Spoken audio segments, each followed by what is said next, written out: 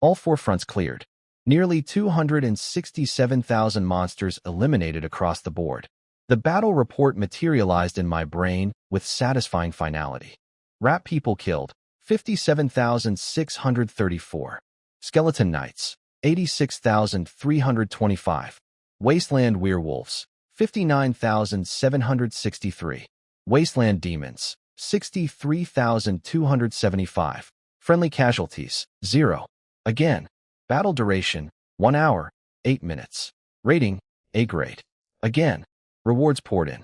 110,000 gold coins between base and bonus. 11 superior chests. 1 epic chest. Plus all the combat drops collected throughout the battle. Another massive payday from another massive slaughter. At this rate, siege days were becoming my favorite part of the week. Nothing said, good morning, quite like 6 figures of gold income before lunch. Then 2 warning messages appeared, and my celebration skidded to a halt. Warning, you have slaughtered tens of thousands of wasteland werewolves. Your identity and territory location have been revealed to the wasteland werewolf tribe. You have earned their hatred. Expect attacks at any time. Warning, you have slaughtered tens of thousands of wasteland demons. Your identity and territory location have been revealed to the wasteland demon tribe. You have earned their hatred. Expect attacks at any time. My face twitched. 2 racial hatred debuffs. In one day, because I'd killed so many werewolves and demons during the siege that their entire species now had a personal vendetta against me. These weren't random wandering monsters. Werewolves and demons were established tribal civilizations on the Windspeak Wasteland, organized societies with leaders, territory, armies, and apparently excellent record-keeping about who murdered their people. The continental hierarchy went. Wandering monsters at the bottom, then small camps, medium camps, large camps, small tribes, medium tribes, large tribes, and finally full independent nations. The werewolves and demons were tribal-level civilizations, meaning they had real military capability, strategic thinking, and now a burning desire to see Chun Mingdao's territory reduced to rubble. Regular siege monsters were mindless drones following system rules. Tribal enemies were intelligent. They'd probe for weaknesses. They'd choose when and where to attack. They'd coordinate. They'd bring their best warriors specifically calibrated to counter my defenses. I'd basically poke 2 hornets' nests simultaneously while standing directly underneath both of them. Could my forces handle it? Probably. 1,000 epic centaurs plus 12 legendary behemoths plus automated defense towers was an absurd amount of military power for day 9. But probably wasn't, certainly. And 2 hostile tribes sending targeted raids on top of daily monster sieges would stretch my resources thinner than I liked. I stared at the warning messages, sighed deeply, and mentally added tribal warfare to my already overflowing to-do list, right between build more housing and stop touching cellophane inappropriately during work hours. Day 9. A-grade siege rating. 250,000 monsters deleted. 12 golden giants unleashed. 2 entire civilizations now plotting my downfall. 0 casualties. 0 regrets. Moderate concern about the future. Just another Tuesday for Chun Mingdao, the orphan who accidentally became the most hated lord on the wasteland. I cracked open 14 treasure chests from the siege rewards like a kid ripping through birthday presents at a party where the gifts were made of violence and gold. 13 superior grade, 1 epic grade. The epic chest was specifically dropped by the rat people, which felt like poetic justice. They nibbled my centaurs, so I nibbled their loot table. The superior chests coughed up the usual assortment of gold, materials, and equipment. Nice. Expected. Filed under. Business as usual. But the epic chest? The epic chest made me question whether the universe had been secretly rooting for me this entire time and just forgot to mention it. Congratulations. You received epic grade troop building.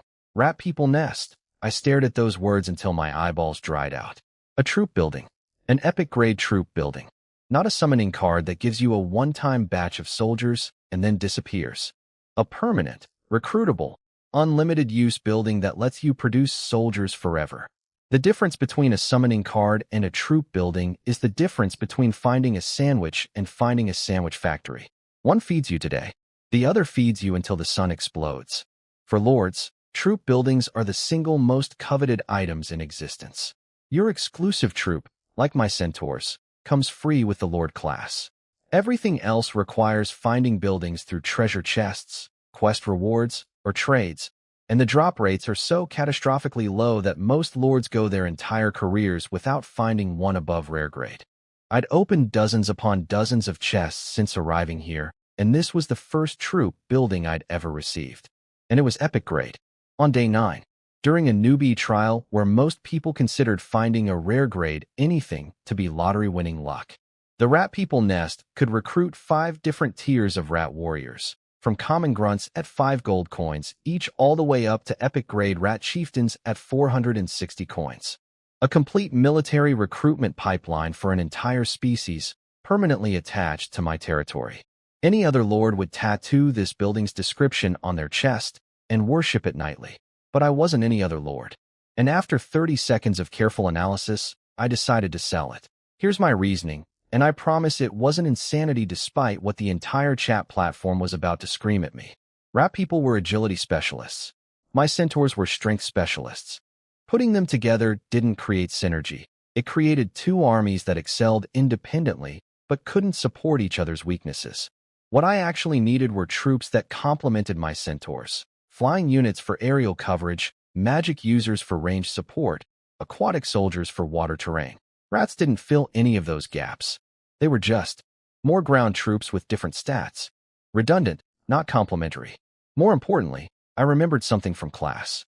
Something my beautiful, building-slicing teacher Miss Ng had mentioned during one of her lectures about upgrading exclusive troops.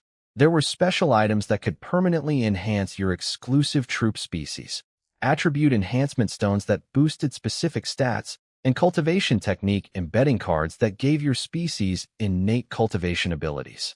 She'd listed 17 or 18 methods total, most of them legendary rarities that existed only in rumors and academic papers. But attribute enhancement stones and embedding cards were the common ones. Common meaning they actually existed somewhere obtainable, unlike the others which were basically fairy tales with footnotes. If I could trade this epic building for enhancement, items that permanently upgraded my centaur's wind and agility attributes, or their physical attributes, the long-term value would be astronomically higher than recruiting a separate rat army I'd have to feed, house, equip, and manage alongside my existing forces. 1 species perfected versus 2 species competing for resources. The choice was obvious to anyone who understood lord development strategy at a fundamental level. So I posted the announcement in the public chat, not on the trading platform. In the chat, maximum visibility, maximum chaos, epic grade troop building, Rat People Nest. For sale. The chat flatlined for exactly 2 seconds. Then it exploded like I dropped a lit match into a fireworks warehouse. Epic grade troop building? On day 9? Impossible. Fix your eyes, idiot. It's right there. Which god-tier lord found this? Poor little level 2 me is hiding in a neutral camp afraid to go outside while people are finding epic buildings. Then someone noticed the seller's name and the energy shifted from disbelief to worship. The owner is Chun Mingdao. Of course it's Chun Mingdao. This man isn't a lord, he's a walking treasure chest with legs. I let the hype build for about 2 minutes, savoring the chaos like fine wine. Then I dropped the second bomb. I will trade the Rat People Nest for wind agility or wind body exclusive troop attribute enhancement stones and corresponding cultivation technique embedding cards. The chat died again. Resurrection. Then absolute pandemonium. He's selling it. Is he insane? You can't give up an epic troop building. The drop rate is basically 0. Sir, please reconsider. If your exclusive troops are bad, just abandon them. Epic buildings are irreplaceable. Random strangers were genuinely concerned for my mental health. People I'd never met were begging me to reconsider like I'd announced plans to jump off a cliff. The emotional investment from complete strangers was simultaneously touching and hilarious. Then the smart people showed up, family heirs who immediately understood the strategic implications and started salivating. If Chun Mingdao was trading away an epic building for enhancement items, it meant his exclusive troop species was either already strong enough to justify permanent investment, or he had a method of making weak troops strong. Either way, this was blood in the water, and the sharks came circling. He's obviously got a high-grade exclusive species if he's investing in enhancement. Shut up. Maybe he's just stupid. Stupid people don't build 2-star towns on day 7. You absolute walnut. The family heirs started arguing with regular players, who started arguing with each other, who started arguing with trolls who just wanted to watch the world burn. The chat devolved into a 3-way civil war between people defending my decision, people questioning my sanity, and people who just enjoyed typing insults at strangers. Meanwhile, I sat back and waited for the private messages to start flowing. Because behind all that public screaming, the real players, the ones with actual enhancement stones and embedding cards tucked away in family vaults, would be sliding into my inbox with very quiet, very serious offers. The bait was set. The fish were circling. All Chen Mingdao had to do was wait for the biggest one to bite. Let me explain why I was about to trade away the most valuable item any lord in this trial had ever seen, because apparently the entire chat thought I'd suffered brain damage. Attribute enhancement stones and cultivation embedding cards are the premium items for lord development. Enhancement stones permanently alter your exclusive troops-based stats. Embedding cards permanently install a cultivation technique into your lord's heart, so every future recruit is born knowing that technique, with matching equipment automatically generated. We're talking fundamental species-level genetic engineering through magical rocks and fancy playing cards. On Blue Star, family hierarchies are literally defined by access to these items. Small families can prepare basic supplies for their kids' trials. Medium families bring summoning cards and resource packs. Large families smuggle in entire troop buildings. But top-tier families? They give their children enhancement stones and embedding cards. The gap between a large family and a top-tier family is like the gap between a millionaire and a god. Most families don't even know where these items come from, let alone possess any. My plan was elegant in its greed.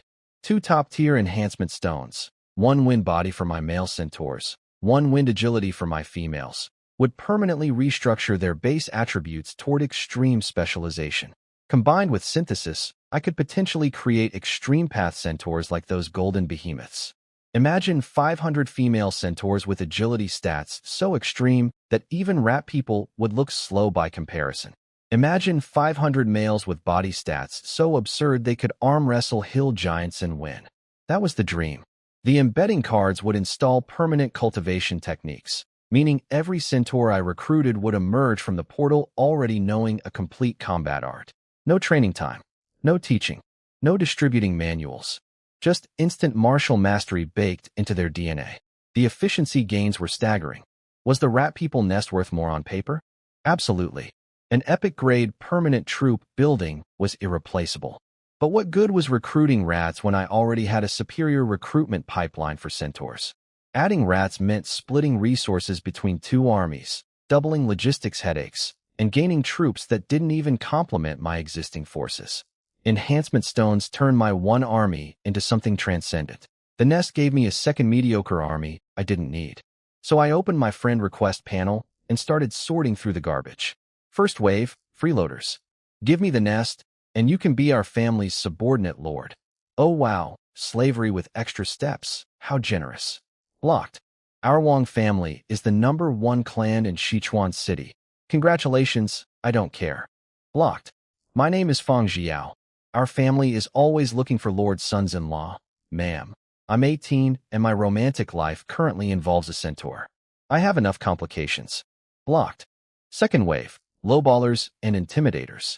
People offering scraps while implying their families would crush me if I refused. The negotiation equivalent of a chihuahua growling at a bear. Blocked, blocked, blocked, straight into the digital void where bad offers go to die. After clearing out the trash, about a dozen serious offers remained. One from a guy named Zhu Tianyu in Tianhai City offered a wind agility embedding card, but nothing else, promising to complete the deal after the trial. Yeah, sure. Let me just trust a stranger's post-dated promise while holding the most coveted item on the continent. What could possibly go wrong? That's not a trade. That's a prayer dressed up as a business proposal. Then I saw the Ying family offer. Ying Fengche, presumably related to that princess who kept finishing second behind me, had messaged with 2 enhancement stones and 2 embedding cards. My heart rate spiked. I clicked the details immediately. Enhancement stones, legendary grade. Wind body attribute. Would significantly boost body stats and wind affinity for my exclusive troops. Embedding cards, legendary grade. Wind body attribute. Would install a superior grade cultivation technique called Howling Wind Art, solid offer. Legitimate quality. Exactly what I'd asked for. But all 4 items were classified as ordinary, grade within their category. Enhancement stones came in ordinary and top-tier variants. Ordinary stones boosted stats nicely. Top-tier stones completely reconstructed your troops' fundamental attributes, potentially creating extreme path soldiers. The difference between nice upgrade and species redefining transformation, the Ying offer was good. But it wasn't the offer. Not yet. Then a familiar name lit up my friend panel with multiple unread messages. Xiong Tianxiang, the rich kid from the Xiong family who'd helped me inflate the green snake armor price on day 2. The guy who'd publicly defended me against haters in the chat. The one person in this entire trial who'd been consistently decent to me without asking for anything in return. I opened his messages with genuine curiosity. Congrats. Your luck is absolutely insane as always. I'll be direct.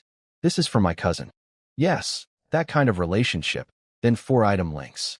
I clicked each one with trembling fingers. 2 enhancement stones. Both top tier. The real deal. The species redefining, attribute reconstructing, potentially extreme path creating pinnacle versions that most families couldn't obtain even if they wanted to. 1 wind body, 1 wind agility. Exactly matching my male and female centaur specifications as if he'd read my mind and rated a vault specifically calibrated to my needs. 2 embedding cards. Both epic grade. Both derived from something called the Wind God Divine Scripture, not some random bargain bin technique. A genuine divine origin cultivation art that would turn every recruited centaur into a wind element combat specialist from the moment of birth. His final message sealed it. No other family will casually hand over top-tier enhancement stones. Don't miss this opportunity. He was right. Top-tier stones were family heirlooms guarded more carefully than children. The Ying family, the ruling dynasty of Dragon Country, had only offered ordinary grade stones. Xiong Tianxiang was casually tossing out the premium version like spare change, because the Xiong family apparently operated on a level of wealth where even priceless artifacts had negotiable price tags. I stared at his offer for a full minute, running calculations, checking for catches, searching for the hidden knife. There was always a hidden knife with powerful families. Always strings attached, always favors implied, always leverage being quietly established. But Xiong Tianxiang had been straight with me since day 1. He'd helped me profit without asking for a cut. He'd defended my reputation publicly without being asked. And now he was offering exactly what I needed at exactly the quality I wanted for exactly the item I was selling. No manipulation, no intimidation, no weird marriage proposals. Just a clean trade between 2 people who respected each other. His cousin was apparently a lord who needed the rat people nest. Family connection, personal favor, practical need. Simple motivations I could understand and verify. My thumb hovered over the accept button while my brain ran one final check. Was this the best possible deal? Could I squeeze more from someone else? Probably. If I played the Ying family against the Xiong family, started a bidding war, dragged negotiations out over days, sure, maybe I'd extract additional concessions. But Chun Mingdao remembered who helped him when nobody else would. And loyalty, even in small doses, was worth more than marginal profit increases. Decision made. Time to transform my centaurs into something the continent had never seen before. So I just pulled off the trade of the century, and honestly, I'm still giggling about it. This dude Xiong Tianxiang hit me up, wanting my epic grade Ratman nest building. Sure, whatever, I didn't need a bunch of rat people running around my territory anyway. But what he offered in return? 2 legendary attribute stones and 2 legendary skill cards. The guy was basically throwing family heirlooms at me like candy at a parade. I poked around asking why these things were so special, and he got all mysterious on me. You don't need to know. Top secret family stuff. Classic rich kid energy. But I checked everyone else's offers. And yeah, they were all offering basic garbage compared to this. Turns out the mega-rich families have been hoarding these evolution items like dragons sitting on gold. No wonder they stay on top. They've literally got cheat codes. I accepted the trade faster than you can say, sucker, and boom, 2 glowing cyan crystals, and 2 fancy cards materialized in my hands. Wind element, body boosting, capable of evolving my exclusive troops into something called Extreme Path Soldiers. Music to my ears. My other treasure chest gave me 13,000 gold coins, some arrow towers, a fireball tower, and a wall blueprint. Cool, but compared to those legendary items, that's like getting socks for Christmas after someone already gave you a sports car. I slapped down the towers, watched them magically build themselves. Love when that happens. Then called over my 2 centaur commanders, Sealfini and Cello. Nobody goes hunting today. Tell everyone to sit down, shut up, and no matter what happens next, do not freak out. They nodded and left. Good soldiers. Then I walked up to my lord's heart crystal and shoved all 4 items into it like I was feeding a magical vending machine. The system pinged me. Your centaur troops are now evolving. Oh, and by the way, everyone loses 1 level because evolution ain't free. Have fun waiting 3 minutes. Thanks, system. Very generous. What happened next was honestly disturbing. Every single centaur in my territory started glowing gold like they swallowed a spotlight. Then their bodies began inflating and deflating like someone was playing accordion with their ribcage. Bones cracking, muscles popping, sweat pouring everywhere. They looked like balloon animals being twisted by a particularly sadistic clown. I told them not to scream, and to their credit, they mostly just groaned through clenched teeth while their entire biology rearranged itself. Respect. 3 minutes later, the glow faded, and holy crap, my boys. The male centaurs were now 6 meters long, built like tanks crossbred with Greek gods. Muscles on muscles, thick flowing manes, and brand new hurricane-themed weapon sets that looked absolutely terrifying. These dudes went from decent cavalry to your entire army is already dead, they just don't know it yet. And the ladies? For meters of sleek, graceful death. Skin like porcelain, bodies like Olympic athletes, moving with the kind of elegance that says, I will slice you in half and look gorgeous doing it. New whirlwind gear head to toe. I pulled up Cello's stats and nearly choked. Epic grade now, level 8, body stat at 7,440, growth potential reaching lesser god status, rocking a full hurricane equipment set, and packing skills all the way up to SS rank, sword chi storm. This man could sneeze and flatten a small army.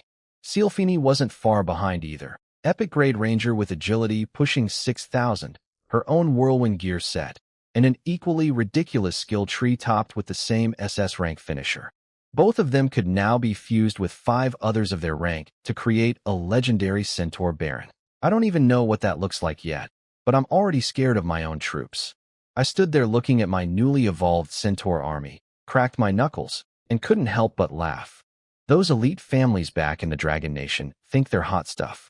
They should see what I just built with their own secret treasures. Today was a good day. After spending half the day poking and prodding my freshly evolved centaurs like a kid inspecting new toys on Christmas morning, I can confirm, the upgrade was absolutely bonkers. Here's the deal with the evolution. The wind element enhancement juiced up everyone's agility stats like crazy. My male centaurs became body and speed tanks. Their main thing is raw physical power, but thanks to the wind martial arts, they're also surprisingly fast for creatures the size of minivans. The females? Pure speed demons with agility through the roof. And somehow they kept most of their body stats too. Nobody told me I could have both. That's like ordering a salad and getting a free steak on the side. Then I checked out the equipment sets, and my jaw basically detached from my face. The hurricane set on the males? Epic grade. Levels up automatically with the wearer, and the stat bonuses are obscene. The axe spear alone adds nearly 3,000 to body and agility. The full set bonus? 50% boost to all stats. That's not an upgrade. That's straight up cheating. My boys basically tripled their combat power just by existing in their new gear. The whirlwind set on the females is the same story but tuned for speed. The boots alone give over 3,600 to agility. With the full set bonus, these ladies aren't running. They're basically teleporting. I spent a while thinking it through. Martial arts in this world train special spiritual energy and boost your level, but the real power multiplier is equipment, especially full sets with percentage-based bonuses. And if I stack special buildings like my war totem pole on top of that, the scaling gets genuinely terrifying. Those elite families really are playing a completely different game. They don't change the troops' base quality. They just evolve them into something far beyond what the quality label suggests. What other tricks are they hiding? I don't even want to think about it. Anyway, all doubts officially erased. Everything Instructor Ing Shuyin told me about those stones and cards was legit. My centaurs are living proof, standing right there looking magnificent and deadly. Time to test drive the merchandise. Sealfini, you stay. Cello, take the troops hunting. Be back by dark. Cello saluted me with literal stars in his eyes. The guy could feel how different he was now and was practically vibrating with excitement to go break something. When the male centaurs charged out, the ground shook like a convoy of tanks rolling through. But the females? They just vanished. 1 second they were there, next second, gone. Nothing but fading green blurs where centaur women used to be. Their speed was absolutely insane. After a quick meal, spiritually enhanced food combo, tier 4, very fancy, I hopped onto Celafini's back, pointed at the horizon, and said the magic words, catch up to the army. I immediately regretted not wearing a seatbelt. She kicked off, and I nearly backflipped right off her rear end. I grabbed her armor like my life depended on it, because it literally did. She turned into a green streak, and within seconds my entire lordship territory disappeared behind us. Buildings whipped past like they were made of smoke. I couldn't even open my eyes against the wind. This was not fast. This was my eyeballs are trying to retreat into my skull, fast. Best trait ever. I screamed into the hurricane that was my commute. Those family clans really are something else. They don't touch the troops' quality rating, but they evolve them into extreme path soldiers that fight way above their weight class. What other secrets are they sitting on? Honestly, a little scary to think about. Half an hour later, we caught up with the army at a goblin camp. And by caught up, I mean arrived at a massacre already in progress. Goblins, for the record, are this widespread species across the continent. Barely a meter tall, shaped like potatoes with legs, brown skin, oversized heads, and ridiculous bony feet. Most of them are normal-grade weaklings. Their elites barely scratch fine-grade. Against my newly evolved centaur army, they had the survival odds of a sandcastle versus a tsunami. The male centaurs were plowing through everything like bulldozers with axes. Goblins, stone huts, furniture, didn't matter. Everything in their path got turned into rubble and regret. Methodical, devastating, unstoppable. Meanwhile, green blurs were zipping through the rest of the camp. The females, appearing just long enough to flash a sword strike before vanishing again. Goblins were dropping left and right without even seeing what killed them. Somehow the ladies were killing faster than the males, despite the boys making 10 times more noise doing it. 1,000 goblin camp. Wiped out in under 30 minutes. Not even a challenge. More like a warm-up jog. I raised the camp and pushed forward. This continent is wild. Mountains, canyons, plains, glaciers, and hills all mashed together like someone spilled a geography textbook. Somewhere out there are the wasteland werewolf and wasteland troll bases that attacked my territory before. Time to go find their homes and return the favor. With interest, we found the wasteland werewolf base, and let me tell you, it was almost cute. A big valley between 2 mountains, river running through the middle, stone and wooden houses everywhere. Werewolves just vibing, cooking meat over campfires, tanning leather, little wolf pups chasing each other around. Real wholesome village scene. You know, if you ignored the piles of crushed bones scattered literally everywhere like lawn decorations. Now look, there's a rule in the Myriad Races Continent Handbook. Chapter 1. Rule 1. Do not waste your sympathy on these creatures. Countless people died learning that lesson the hard way. So I didn't even blink. I pointed at the valley and said one word. Attack. What happened next was beautiful in the most violent way possible. My male centaurs rolled in like a freight train convention. Full hurricane armor gleaming cyan, hair tied back with glowing bands, axe spears raised, enchanted jewelry flickering on their necks and wrists, making them even faster. They looked like a military parade designed by someone who thought regular armies weren't scary enough. The werewolves spotted us and went absolutely nuts. Howling, screaming, shoving their elderly and kids toward the exits while warriors poured out like angry ants. Thousands of them, forming a black wave of fangs and claws charging straight at us. No weapons, no armor, no formation, just rage and fingernails, against fully armored epic-grade centaurs. I almost felt bad. Almost. The first collision sounded like someone dropped a piano store into a blender. My centaurs hit the front line and just kept going. Axe spears skewered multiple werewolves like kebabs, and the boys didn't even bother shaking them off, just bulldozed forward with wolf kebabs still attached. Claws scraped uselessly against heavy armor like kittens attacking a tank. Wave after wave of werewolves threw themselves at us. Wave after wave got trampled into paste. It was less battle and more what happens when you run into a wall repeatedly. Then the second wave showed up, and these guys actually had some brain cells. Real weapons, swords, axes, war hammers, shields. Front line wearing decent leather armor and holding anti-cavalry pikes in formation. Okay, credit where it's due. Someone in this tribe actually read a tactics book. Didn't matter. Tearing wind assault. Activate. My centaurs lit up like cyan rockets, their bodies stretching into blurred arrows of pure speed. They hit that pike formation and went through it like it was made of wet tissue paper. Bodies and debris flew everywhere. The defensive line existed for approximately 2 seconds. After breaking through, my army split into 12-man squads and fanned out across the camp. What followed was basically a highlight reel of axe spear excellence. Stab, chop, hook, smash. These weapons could do it all, and my boys were demonstrating every function on the local wildlife. The werewolves kept coming, eyes blood red, screaming and clawing, but they couldn't even scratch the paint job on my centaur's armor. Imagine punching a moving car with your bare hands. Now imagine the car is also swinging an axe. That's what these wolves were dealing with. Meanwhile, my female rangers had already ghosted into position across the entire camp. Green blurs flickering between buildings, swords flashing, werewolves dropping dead before they even knew what direction, dangerous, was coming from. Some of the ladies had already circled around to block every exit, picking off runners like it was target practice. It wasn't a battle. It was pest control with style. I raised the camp, and we kept moving. The rest of the afternoon was basically a world tour of destruction. Fine-grade caveman camp, flattened.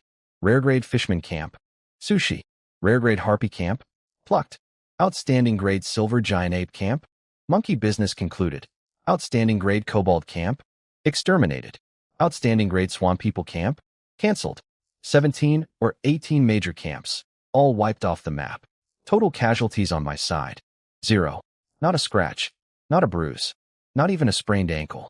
In a world where death is permanent unless you've got resurrection skills or items, which I absolutely don't, my army steamrolled nearly 20 camps without losing a single soldier. That's not impressive. That's statistically suspicious. But as the sun started setting, reality crept back in. My territory was sitting back home with only 12 golden behemoths on guard duty. 12. That's like leaving your mansion protected by a dozen really angry golden retrievers. Effective? Maybe. Reassuring? Not even slightly. I called the retreat and booked it home. One speed blur ride on Sealfini later, I checked every corner of my territory for signs of attack. Nothing. Clean. Safe. I finally exhaled. Here's the thing about being a Lord-class player. Your territory is your life. Without the defensive barrier that only unlocks at city level, I'm basically living in an open-air house with a "Please don't rob me" sign on the door. If it weren't for wanting to personally witness my upgraded centaurs in action, I wouldn't have left home at all. But man, was it worth the trip. My centaurs are absolutely disgusting in the best possible way, and somewhere out there, the wasteland trolls are next on my to-do list. They just don't know it yet. I slept like a baby that night. Territory secure. Centaurs upgraded to god-tier killing machines. What's not to love? I slept so hard, I didn't wake up until the sun was practically overhead on day 10. Checked my kill notifications, and apparently, I missed the entire morning monster siege. 200,000 monsters showed up. Outstanding grade silver giant apes, outstanding grade minotaurs, outstanding grade wasteland werewolves, and even epic grade two-headed dragons. My army finished them all in under an hour. Without me. While I was drooling on my pillow. I love my life. After breakfast, Tier 4 spiritual food combo. Naturally, because I'm fancy now, I got to work on the boring lord stuff. Synthesized all the goods from my blacksmith shop, restaurant, and clinic, listed everything on the trading platform, then cracked open the 3 or 4 dozen treasure chests I'd been hoarding. The haul was ridiculous. Nearly 200,000 gold coins, 7 arrow towers, a ballista blueprint, 3 outstanding grade troop summoning cards, and enough crafting materials to fill my entire warehouse to the ceiling. I immediately listed the summoning cards and spare equipment for sale, then burned through the low-tier materials on upgrades. More buildings popped up across my territory. Looking good. Then I remembered the blacksmiths I'd assigned to forge whirlwind sets. Collected the finished ones, told them to start researching magic warrior sets instead, and began combining the normal grade whirlwind sets into higher tiers. Didn't have quite enough, so I ordered a few more forged, and eventually merged everything into one gorgeous outstanding grade whirlwind set. I slapped it on the auction platform. Starting price, 1.5 million gold coins. 24-hour timer. The platform automatically blasted out a premium item notification to every player's chat, and the reactions were immediate and hilarious.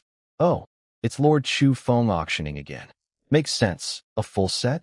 He's selling sets now. Bro, this guy sold an epic grade Ratman building to the Xiong family. A weapon set is pocket change to him. Small potatoes. Total small potatoes. Please, sir, leave some scraps for us noobs. One. Then some guy came in hot with, stop whining. The continent is huge. Go hunt your own stuff. Another helpful soul chimed in. There are hidden monsters near every player during the trial period that drop set equipment. If you're diligent, you can collect a full set before trials end. What?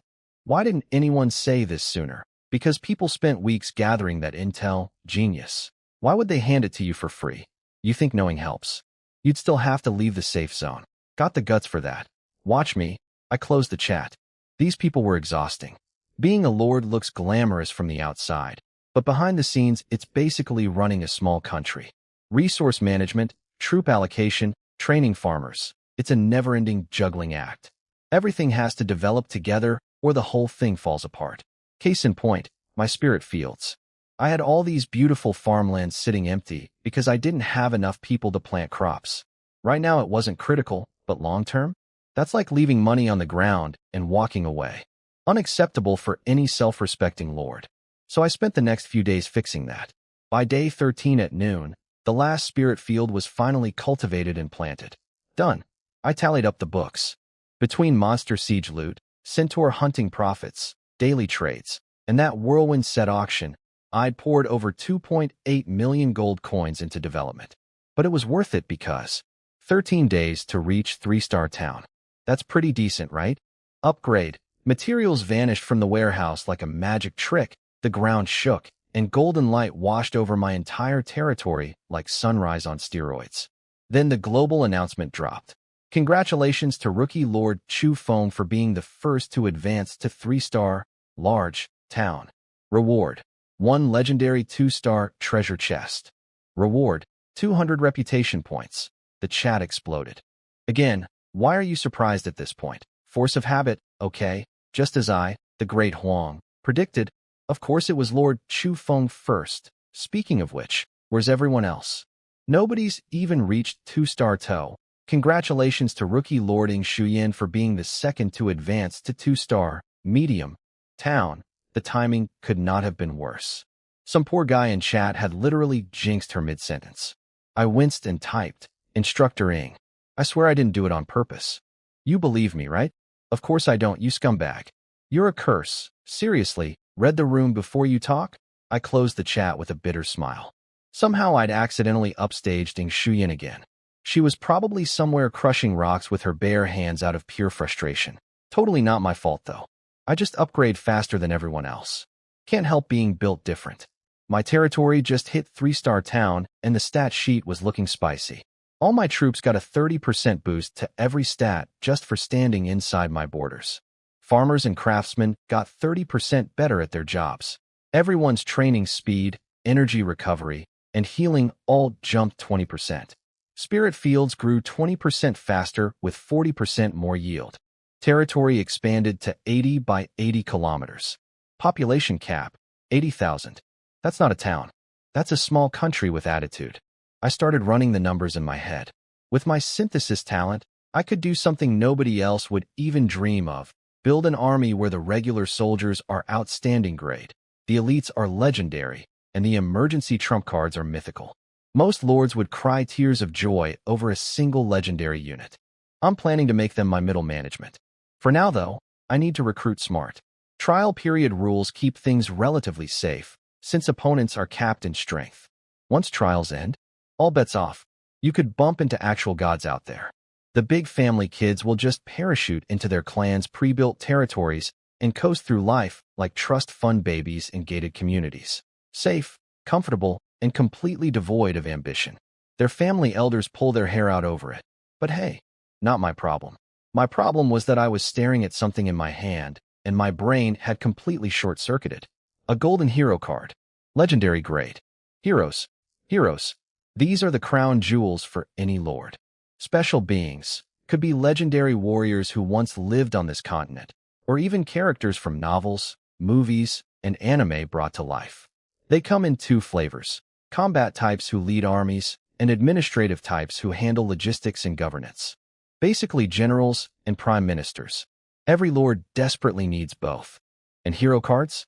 The drop rate is so pathetically low that most people will live their entire lives without ever seeing one. The lucky few who do usually get normal or fine-grade garbage. Only the absolute top-tier families like the Ing clan or Xiong clan can afford to hand legendary heroes to their chosen heirs. I just pulled one from a treasure chest. A mythical grade treasure chest, but still. Legendary hero. From a box. The universe clearly has favorites, and I am one of them. The card itself was gorgeous. Crystal material covered in intricate golden runes, glowing like it was personally offended by darkness. I rubbed my hands together, took a deep breath, and whispered the magic word. Summon. The card dissolved into sparkles and formed a glowing portal. According to the textbooks, your first hero during trials is guaranteed to match your exclusive troop type. For centaurs, that meant possibilities like Chandrila, Nilialu, Chiron, or maybe someone not even in the records. A figure stepped through the light, and my heart may have actually stopped for a second. She was a centaur woman. Over 4 meters long, horse body standing 2.2 meters, human torso adding another 1.3. Her upper half looked like a human woman except for a pair of elegant pointed ears, elf style. Like Silfini, she had smooth hairless skin, but hers was this almost supernatural silver white that practically glowed in the sunlight. Black leather armor, perfectly fitted. Brown cloak draped over her horseback, flowing dramatically because of course it did. One hand gripping a silver-white spear, the other holding a golden-brown round shield, and at her waist hung a black war horn covered in purple patterns. Her face was, okay, look, I flipped through the beauty magazine, back in the capital a few times. Purely for cultural research, obviously. This centaur lady's face could have graced any cover. Sharp features, steel in her eyes, the kind of look that says, I will lead 10,000 troops into battle and look amazing doing it. And combined with that half-human, half-horse body, it added this exotic mystique that made your imagination go places it probably shouldn't. Absolute top tier, I muttered, feeling a very complicated mix of admiration and the primal urge to somehow impress this woman who could definitely kill me 17 different ways.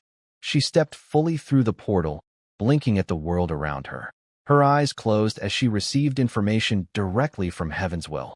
Basically the universe's orientation packet for newcomers. Myriad races continent. Lords. Professionals. War for supremacy. Eternal life. Godhood, she murmured to herself, absorbing it all. What a fascinating world. I stood there watching my brand new legendary hero process the meaning of existence, grinning like an idiot. Today's loot summary. 1 newly upgraded mega territory, 1 army building master plan, and 1 absolutely stunning centaur warrior woman materializing from a golden card like the universe gift-wrapped her just for me. Day 13 is officially my new favorite day. So you're the one who summoned me? My master, she said, master, like it was a curse word. Before I could even open my mouth, my brain got dinged with a notification. Lucifer believes nobody deserves to be her master. Affection -20. Current. 40. Warning. Raise Lucifer's affection or you will lose her. 40 points. 40. Starting affection is supposed to be 60. That's normal. Like co-workers who tolerate each other. She walked out of my golden card, already hating me. Most heroes get a little bonus from first impressions. Some like strong leaders, some care about looks, some just want power. This woman apparently likes freedom, which means something in her past kept her chained down, and now she's projecting her trust issues onto me. Cool. Great. My brand new legendary hero has emotional baggage. But I had a plan. The handbook says, when facing a powerful subordinate, even if you're panicking inside, act casual. Let them see you as someone totally unbothered. I wasn't even faking it. I looked her dead in those intense eyes and said, so let me get this straight. I bust my butt to earn a golden hero card, and the hero I summoned is giving me attitude. Lucifer is intrigued by your calm demeanor. Affection 5. Current. 45. Baby steps. I smiled lightly. Guess what? Why do you think someone as weak as me managed to summon a legendary hero like you?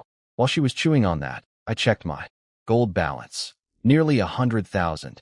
And mentally hit recruit. The Lord's heart lit up, a portal opened, and normal grade centaurs started pouring out like horses from a clown car.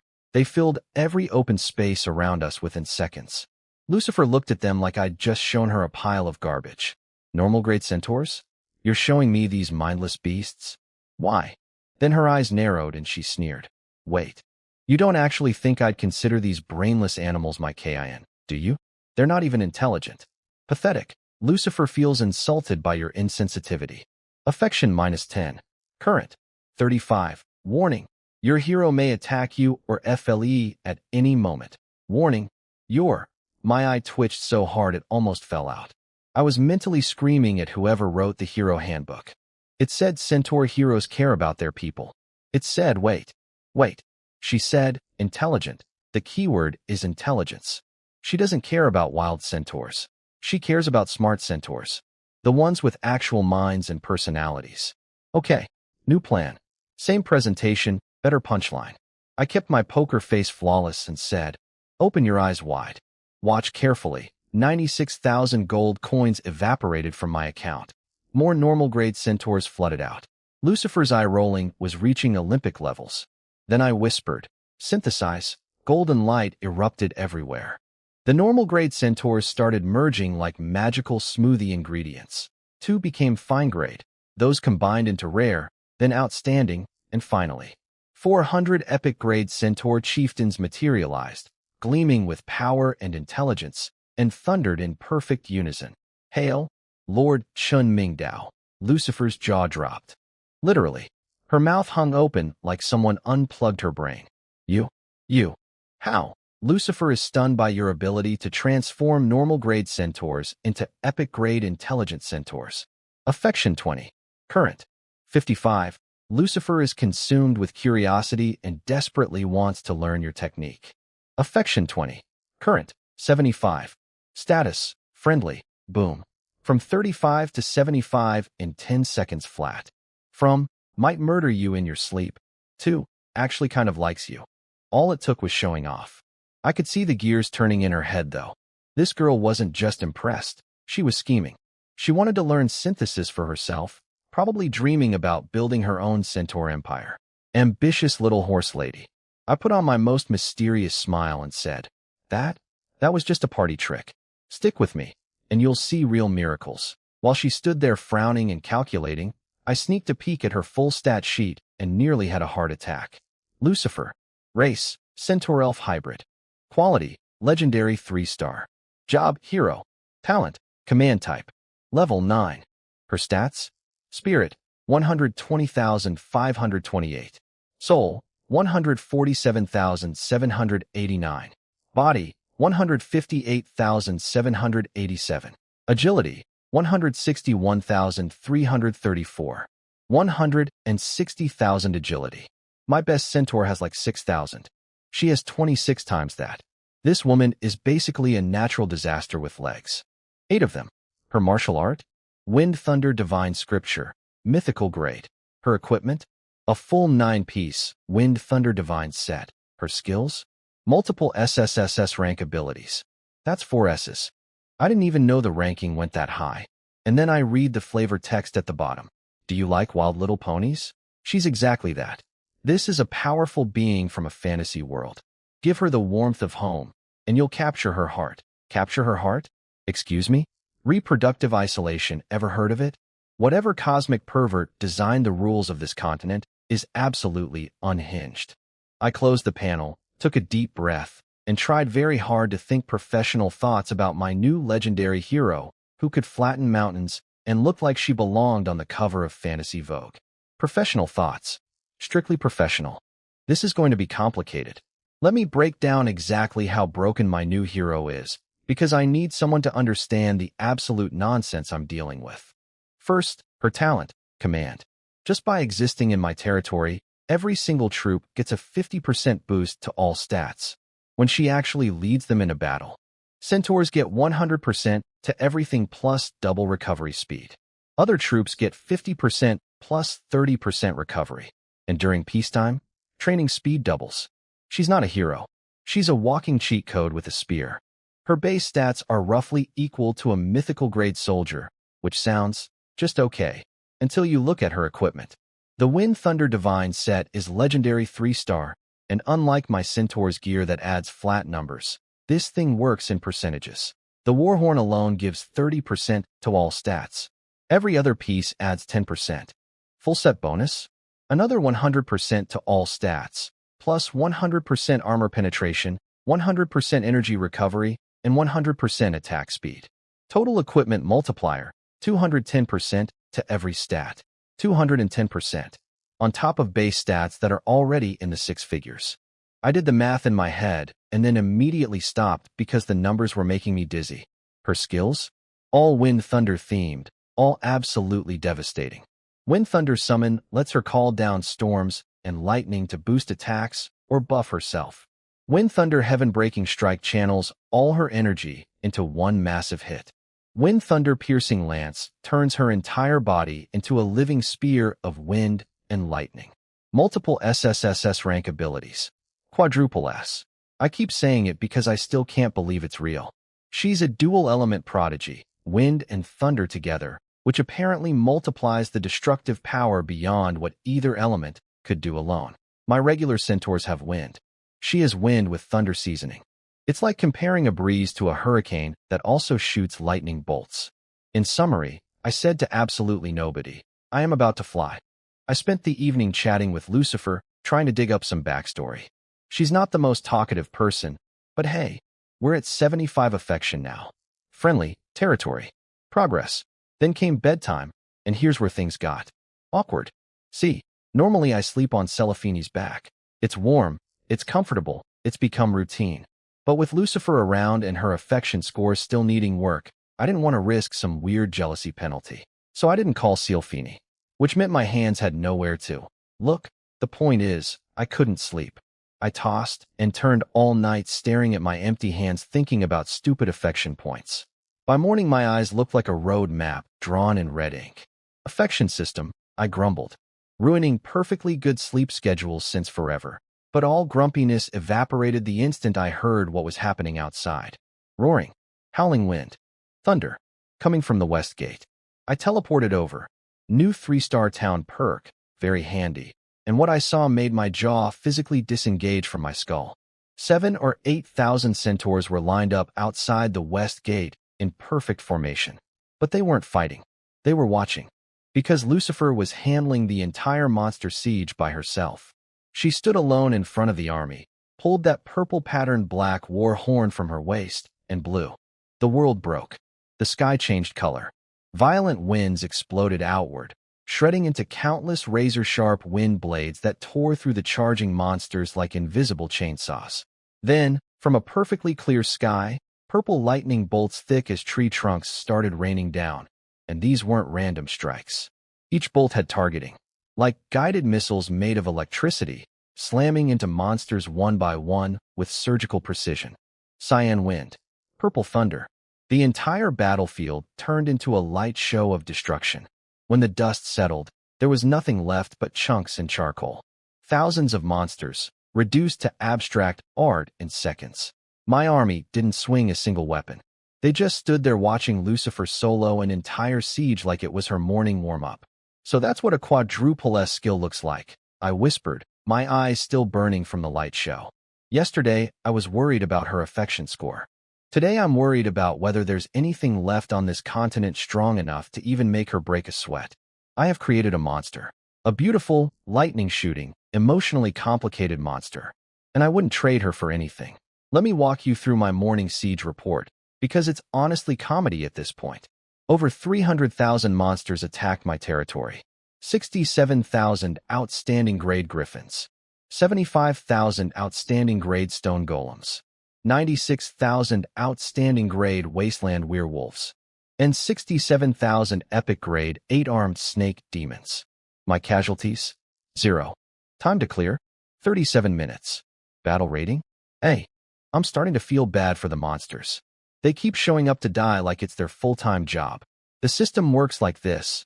Siege monsters scale to your troop quality. Got epic troops? You get epic enemies. Got mythical troops? Mythical enemies. Somewhere out there, some insane lord with god-tier soldiers is fighting literal armies of divine monsters every morning. I can't even picture what that battlefield looks like. Probably visible from space. But here's the sneaky genius of the siege system. In the wild, high-quality monsters are rare and scattered. Most camps are full of normal and fine-grade trash, mixed with a few decent ones. The siege? Pure concentrated quality. Every corpse drops good loot. It's basically a daily delivery service of premium crafting materials straight to my front door. Anyway, time to tackle the boring but necessary stuff. Upgrading to city rank. The requirements are brutal. Every building in my territory needs to reach max level, plus I need proper city walls. Buildings go through 4 upgrade tiers: low, medium, high, and top, each needing more resources at higher quality. And the building count? 8 barracks, 100 residences, 8 training grounds, 8 restaurants, 8 blacksmith shops, 8 clinics, 120 spirit fields. Most lords would look at that list and cry until the trial period ends. The materials alone would take forever to collect normally, since higher grade stuff gets exponentially harder to find. Most lords don't have my talent though. Synthesize. Golden light everywhere. Mountains of low-grade stone merged into high-grade stone like magic Legos assembling themselves. Because that's literally what I do. Turn garbage into gold. The universe's most overpowered recycling program. Build city walls. Materials vanished from existence, and my sad little stone fence started growing. The golden glow spread across the entire perimeter, and that pathetic wall inflated like it was on steroids. Taller, wider, meaner. 30 seconds later, 20-meter-high walls, 7 meters thick. Watchtower battlements every 50 meters with built-in rest areas, observation posts, and arrow slits. 3-story gatehouses at all 4 cardinal entrances. Arrow towers, boulder towers, and flame towers integrated directly into the wall structure like architectural war decorations. It looked magnificent, like a proper fortress. Only problem? I had maybe 30 defensive towers total, spread across walls surrounding an 80 by 80 kilometer territory. That's like putting 3 security cameras in an entire shopping mall. Better than nothing, but definitely not enough. I'd read about veteran lords who've been developing territories for centuries.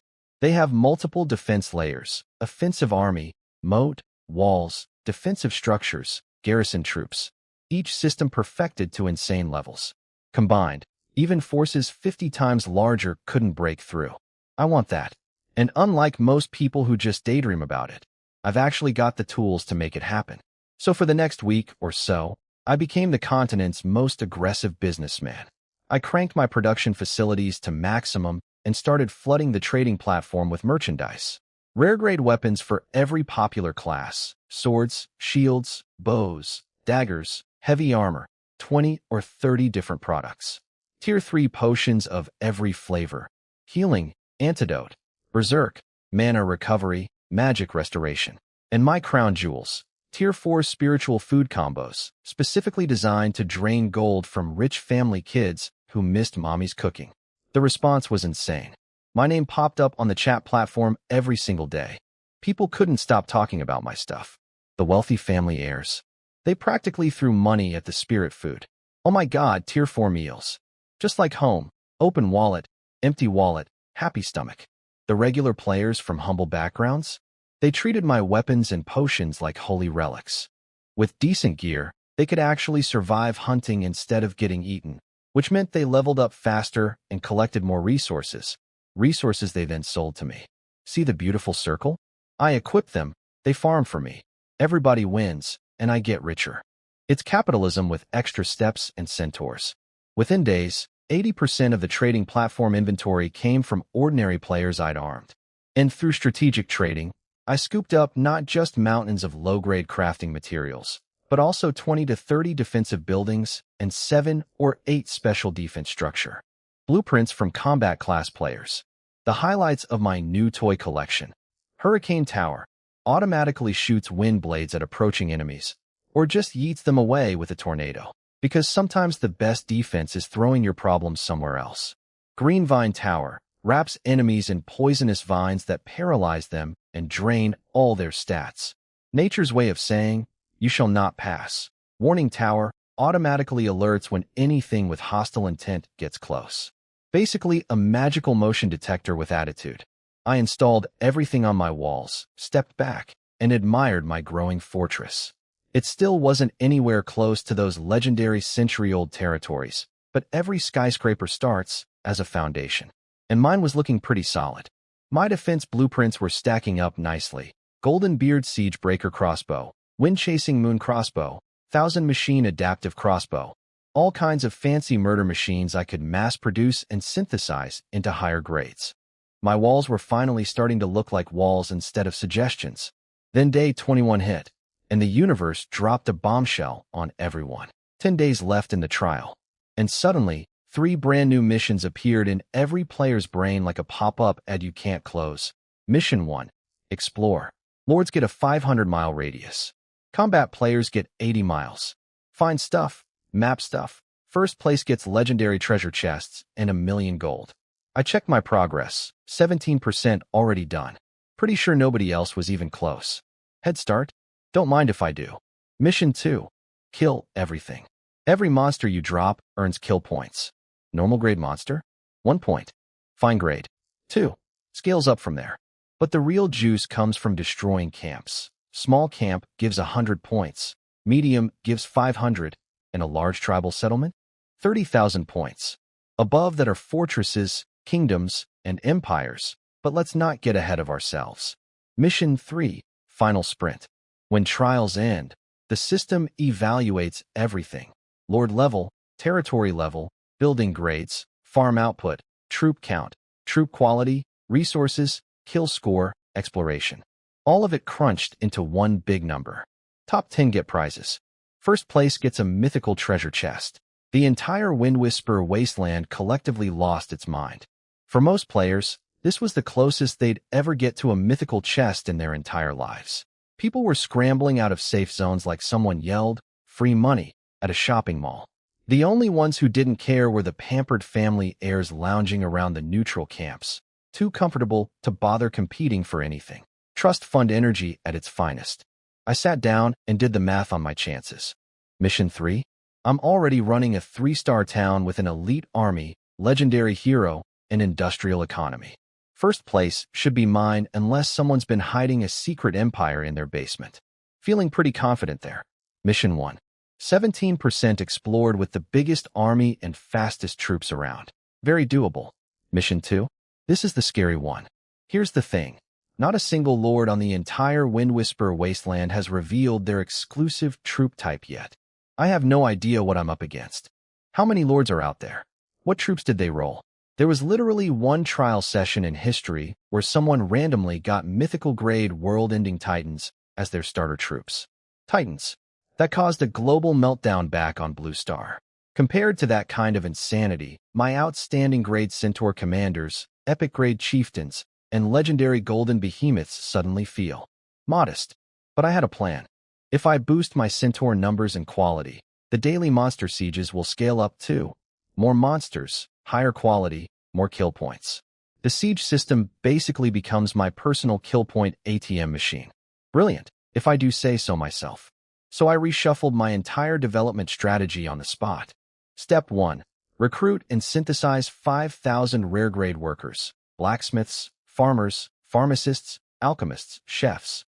Enough hands to mass-produce rare-grade weapons, Tier 3 potions, and Tier 3 spirit meals every single day.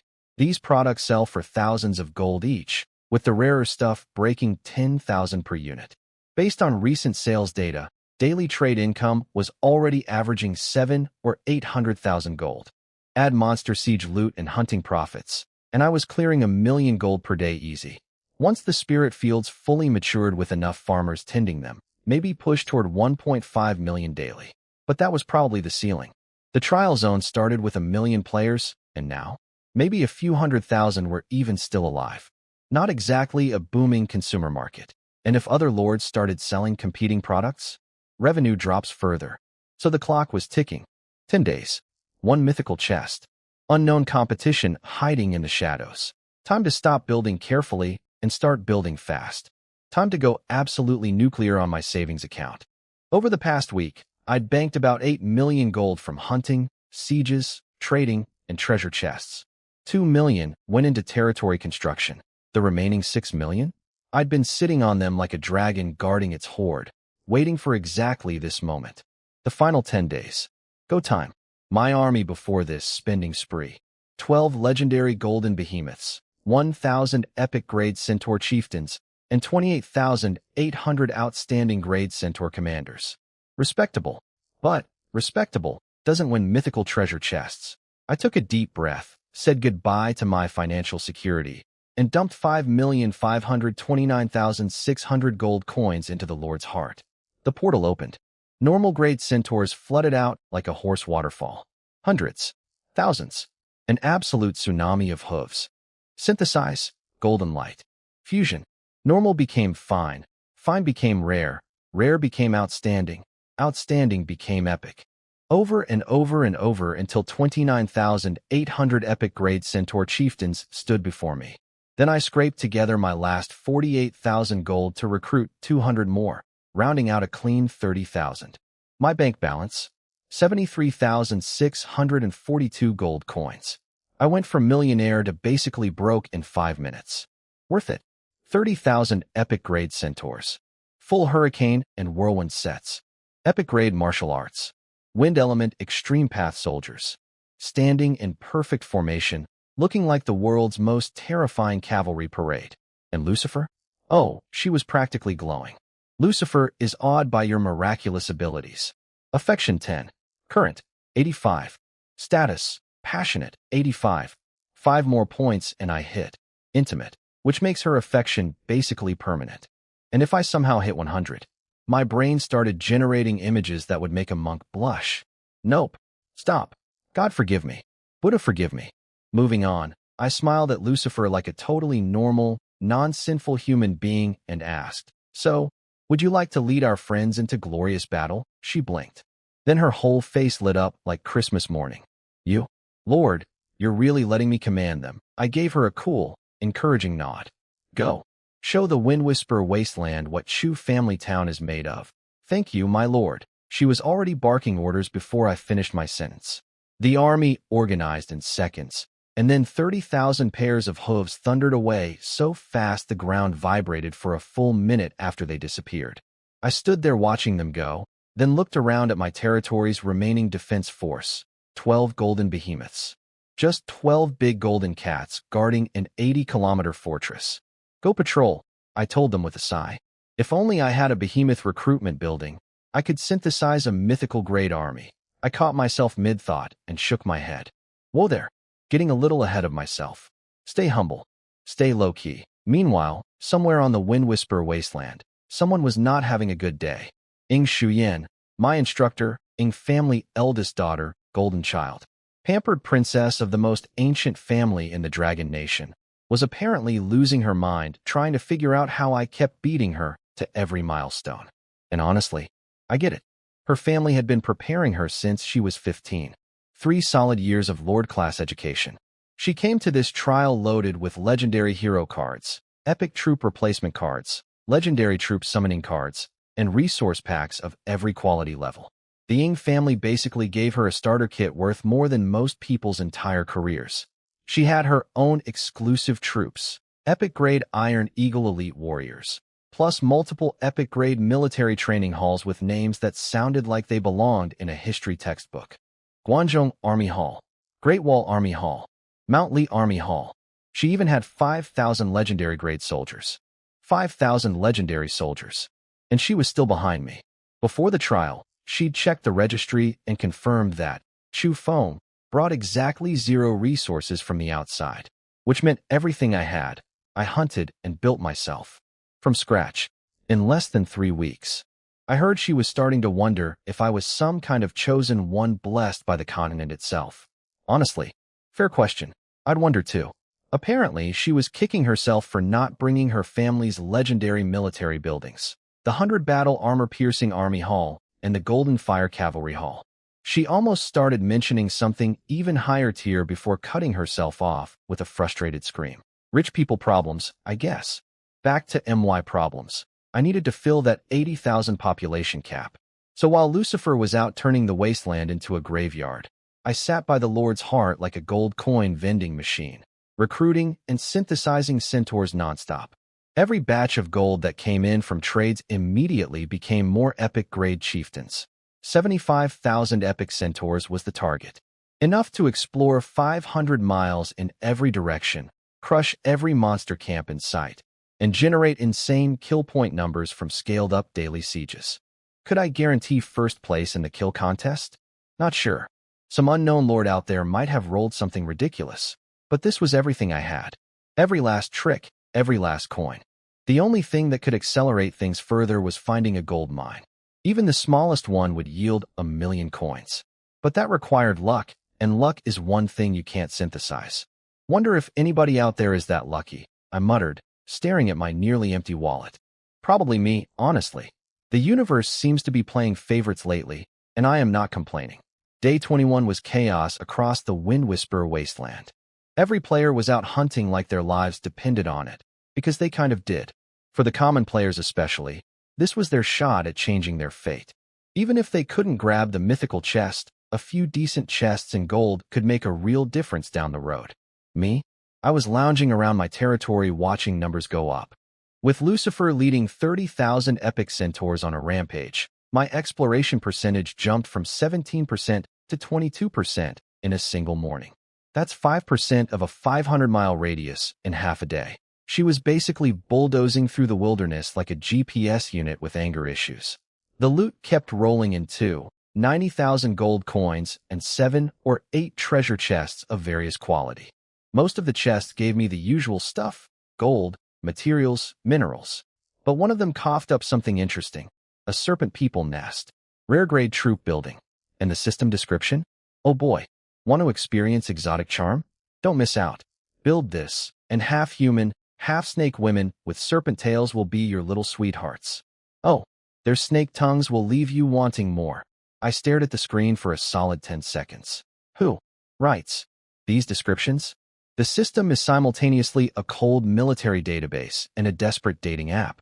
1 minute it's calculating kill points. The next it's trying to sell me snake girlfriends. I've given up trying to understand. Anyway, serpent people are actually a pretty powerful race. Matriarchal society. The women run everything, fight everything, rule everything.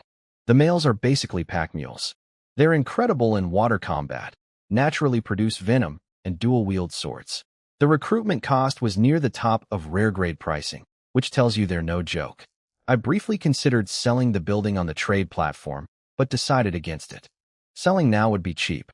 After trial's end, I could contact veteran lords and flip it for 2 or 3 times the price. Smart money waits. Besides, multi-race armies are the way to go long-term. Centaurs for land domination, snake people for water warfare. That's called strategic planning, baby. Then nightfall came, and Lucifer brought the army home late. Why are you back so late? I snapped. I'd specifically ordered everyone to return before dark. My territory was sitting there guarded by 12 golden behemoths. That's like putting a bicycle lock on Fort Knox. Lucifer gave me an awkward little smile. At least she wasn't being confrontational anymore. Progress. You should be glad we came back at all, she said. If we'd been any slower, we would have left some bodies behind. My stomach dropped.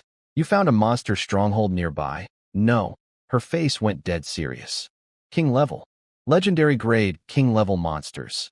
Impossible, I said immediately. The trial guide specifically states that nobody can break through to king level during the 30-day trial, and therefore no king level monsters should spawn.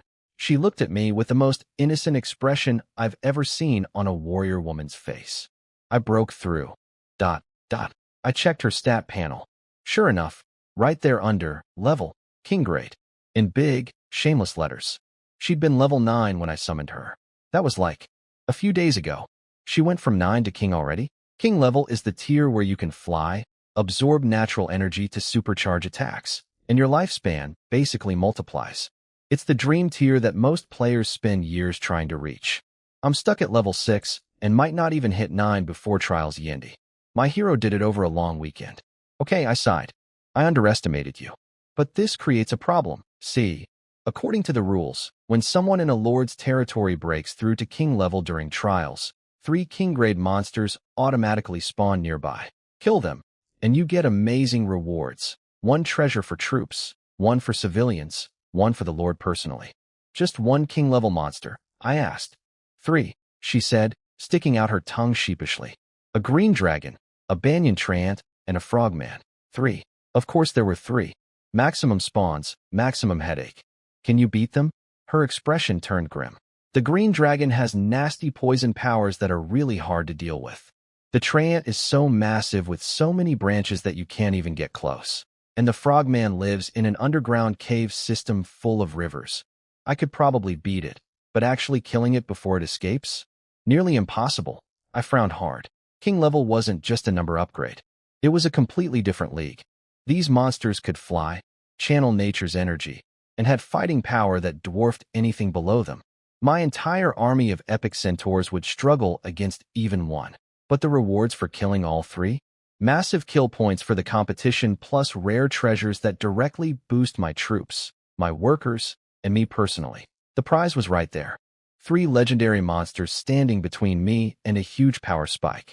How do I take them down? I stared at the night sky, mind racing through every trick, every resource, every possible strategy. This was going to require something creative. Actually, this might not be impossible.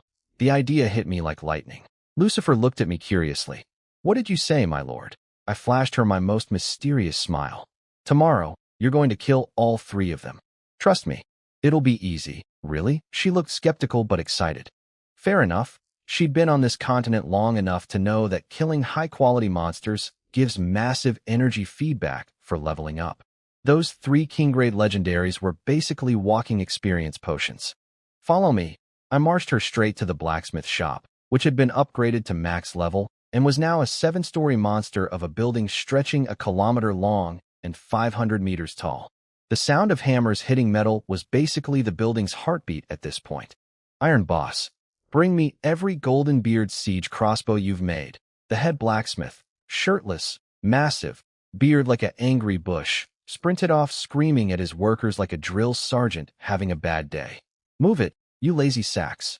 Get those crossbows out here. Number 7. I catch you slacking one more time, and you're meeting my whip. The man had a temper like a volcano with a grudge. But he also had the rare, advanced forging trait, so I let him yell at whoever he wanted. Minutes later, 2,000 to 3,000 crossbow siege engines were lined up in front of me. 7 meters long, 3 meters wide, 5 massive bows mounted on each. 3 forward, 2 reversed, sitting on 4-wheeled platforms. All gleaming with metallic golden sheen. Normal grade, but top-tier level, meaning each shot packed 150% of a normal grade soldier's maximum attack power. Here's the thing about siege weapons. They need troops to operate them, which is annoying. But the firepower is real. Low-tier crossbows hit at 50% of a normal soldier's attack. Mid-tier at 80%. High-tier at 100%. Top-tier at 150%. And the beautiful part? When you upgrade the quality, they keep that 150% multiplier but scale to the new grade's power level. See where I'm going with this? Lucifer, watch closely. Synthesize. Golden light swallowed all 2,000 to 3,000 crossbows. They melted into each other like metallic taffy being pulled by an invisible giant. When the glow faded, only 3 siege engines remained. But oh, what beauties they were. 10 meters long, 4 meters wide. Same 5-bow configuration, but completely transformed. And here's the best part. They were floating. No wheels touching the ground. These bad boys had gained the ability to fly. Siege crossbows. That fly. I am a genius. Legendary grade Golden Beard Siege crossbows. Top tier level. each shot now hitting with 150% of a legendary soldier's maximum attack. That's enough firepower to make a king-grade monster very, very nervous. I shared the stat panel with Lucifer and grinned. Well, her face went through about 6 different expressions in 2 seconds. She'd just watched thousands of crossbows vanish and 3 floating death machines appear from thin air. It's like the centaurs, she said flatly. Not exactly the reaction I was hoping for. I glared at her. Excuse me, miss, but you could show your lord some basic respect here. I told you before, small tricks. Just small tricks. She suppressed a smile, but I could see the gears turning behind those sharp eyes. Then she frowned. These aren't enough, though. Those are king-grade monsters. These crossbows, I'll send all 12 golden behemoths with you. They're legendary 9 tier. Their spiritual energy is more than enough to power these crossbows. At that output, each shot will genuinely threaten a legendary king-grade monster. She paused. Thought about it. I could try, not try. You will take them all down. And if it's not enough firepower, I'll synthesize more crossbows. Silence. My lord, that is extremely badass. Lucifer admires your domineering attitude. Affection 2. Current. 87. Status. Passionate. Nice, more affection points. Just a little more, and I won't have to sleep with my hands awkwardly by my sides anymore. Heh. I caught myself and coughed professionally. Day 22 morning. Lucifer handled the daily monster siege before I even woke up. At this point, she was basically my alarm clock that murders things, then took the entire army, all 12 behemoths, and the 3 floating death crossbows, and headed west. I rolled out of bed to find my territory guarded by 5,000 epic centaur chieftains on patrol duty. Everyone else was gone. Every single one. 300 miles west, a massive banyan tree stood in a valley, its canopy blocking out the sun. Nothing grew in its shadow. Only countless vines and thin branches dangling from above like a peaceful curtain. Peaceful, that is, until a legendary king-grade centaur woman with flying crossbows showed up to have a conversation about its continued existence. Today's agenda: tree removal, dragon extermination, and frog hunting. My heroes got this. Probably. I wasn't there for the fight, but Lucifer reported every detail afterward, and honestly, I wish I'd had popcorn. She showed up at the valley with 25,000 centaur chieftains, 12 70-meter-tall golden behemoths, each clutching a floating legendary siege crossbow like oversized toys, and one very bad attitude. The centaurs fanned out on perimeter duty while the behemoths quietly climbed nearby mountain peaks and set up their crossbows like the world's most terrifying sniper squad. Then Lucifer just walked into the sky, casually, like she was strolling up invisible stairs. That's the king-level flight ability, and apparently she'd already mastered it so well she made it look like a Sunday walk in the park. Show off. The tree noticed her immediately. A giant old man's face materialized on the trunk, wrinkled bark skin, ancient eyes, the whole creepy package. You again? Ready to fight this time? Lucifer, bless her dramatic heart, replied. This land has only one master, and that's my lord, Chen Mingdao. You're not leaving. You're becoming fertilizer. The tree got mad. The entire banyan ripped itself out of the ground with a sound like thunder, twisted its roots into 2 massive legs, shrank its canopy into a head, sprouted arms from its sides, and stood up as a 1,000-meter-tall humanoid tree monster. Vines whipping everywhere, leaves flying, the whole mountainside trembling. Lucifer swallowed hard, but she only needed to keep it busy. The Real killers were hiding on the mountain peaks. The tree, who apparently called himself the Great Marong, because even trees have egos, started swinging vine whips at Lucifer like 1,000 angry tentacles. But wind thunder dual element means she was fast. She weaved between the vines like a glowing purple cyan firefly, completely untouchable. She fired energy spears infused with wind and thunder, but the tree smashed every single one out of the air with its vines before they could land. Annoying, but expected. Insect. Stop running and face the Great Marong like a real king-level warrior, the tree screamed. Classic villain mistake, getting angry and swinging harder instead of thinking smarter. Then came the music. 12 piercing shrieks cut through the air simultaneously. From every surrounding mountain peak, a 100-meter-long golden energy bolt came screaming toward the tree. The behemoths had fired their crossbows, and each arrow was flickering with golden light, so bright it looked like shooting stars launched horizontally. The tree felt them coming and panicked. Green energy shield up. Vines twisted together into 12 thick defensive columns, swinging out to intercept. It didn't matter. The bolts punched through the vine columns like they were made of wet noodles and slammed into the tree's massive body. The scream that followed could probably be heard from my territory. Golden explosions ripped across its trunk, blowing chunks of bark and wood in every direction. Bright green sap, tree blood, basically, sprayed everywhere. While the tree was howling and flailing, trying to send its vines after the crossbow positions, Lucifer saw her opening. Wind thunder piercing lance. Kill. She gathered every drop of spiritual energy in her body, summoned wind and thunder around herself, raised her divine spear, and charged. Midway through the dive, she stopped being a centaur and became a living energy lance, a blazing comet trailing purple cyan flames, and punched straight through the tree's chest. Out the other side, she blasted through a 1,000-meter tree monster like a bullet through paper and reappeared in the sky behind it, dripping with green sap. The tree screamed bloody murder. There was now a gaping, smoking hole through its torso, pouring luminous green liquid like a broken faucet. The wound was charred from wind thunder energy, preventing it from healing quickly.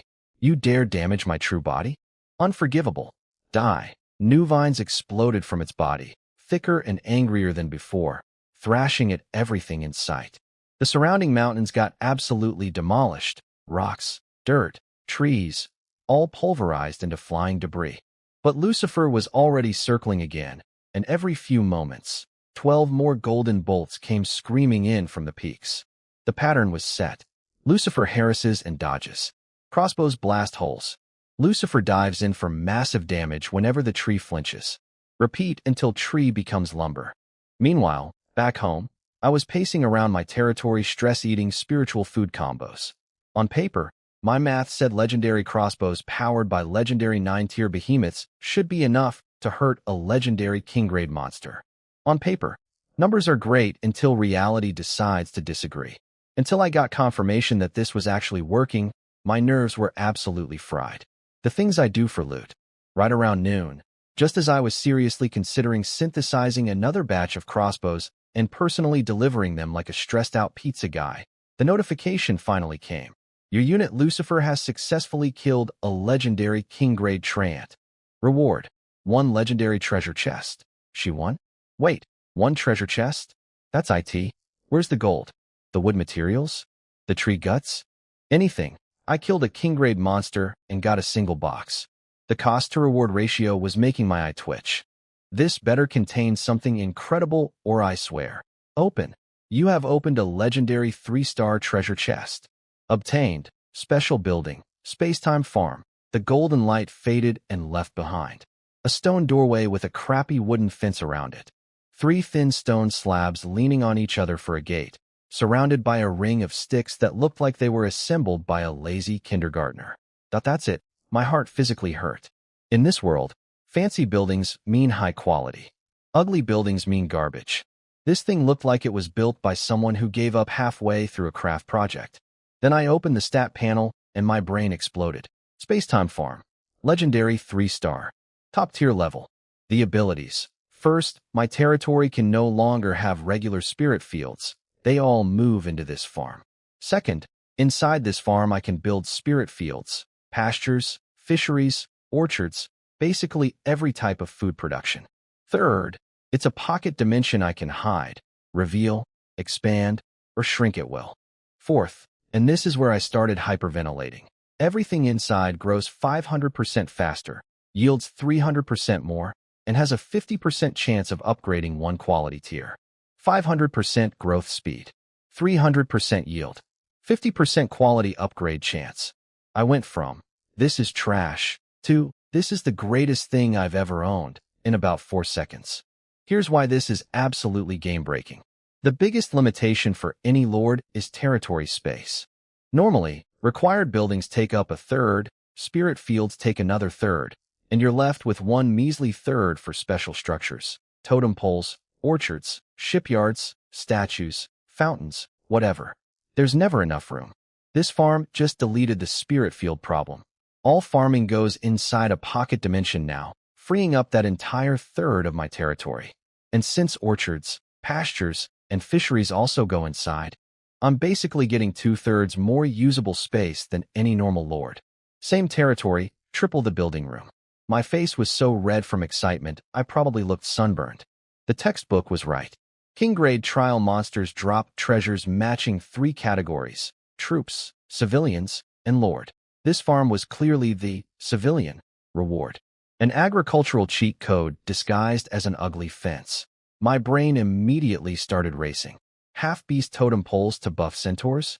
Lord's War banner? Triple-layer walls? Trading plaza?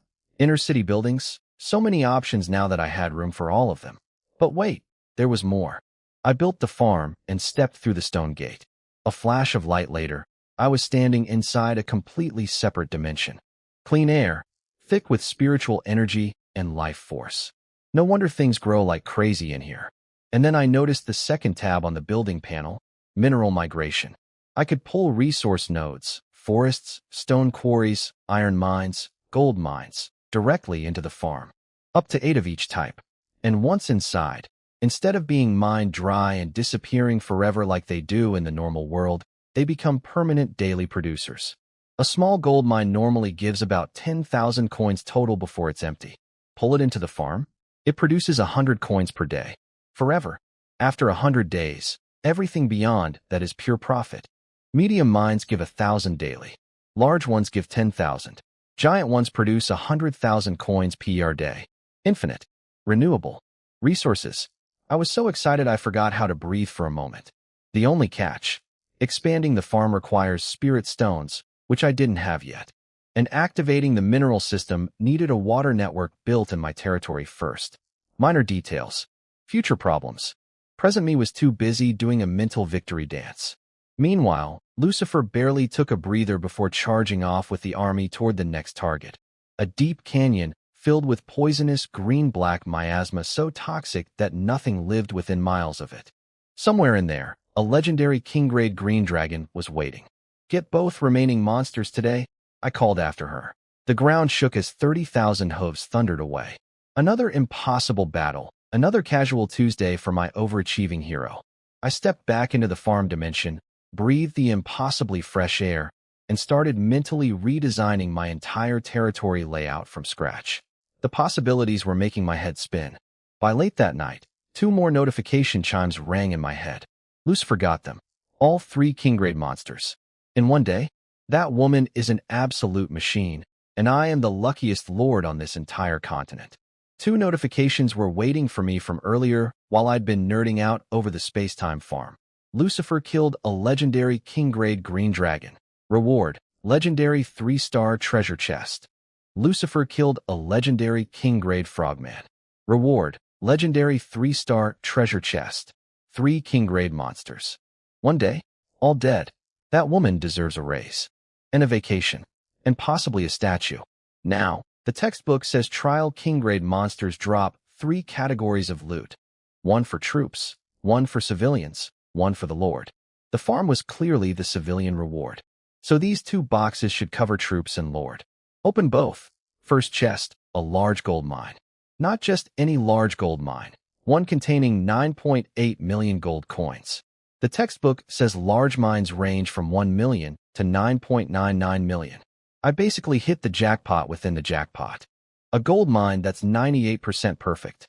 I briefly agonized over whether to stick it in the space-time farm for 10,000 coins per day forever, or just strip mine it immediately. Trial period math won out. I needed cash now, not passive income. I'd decide in a minute. Second chest, a complete water vein system.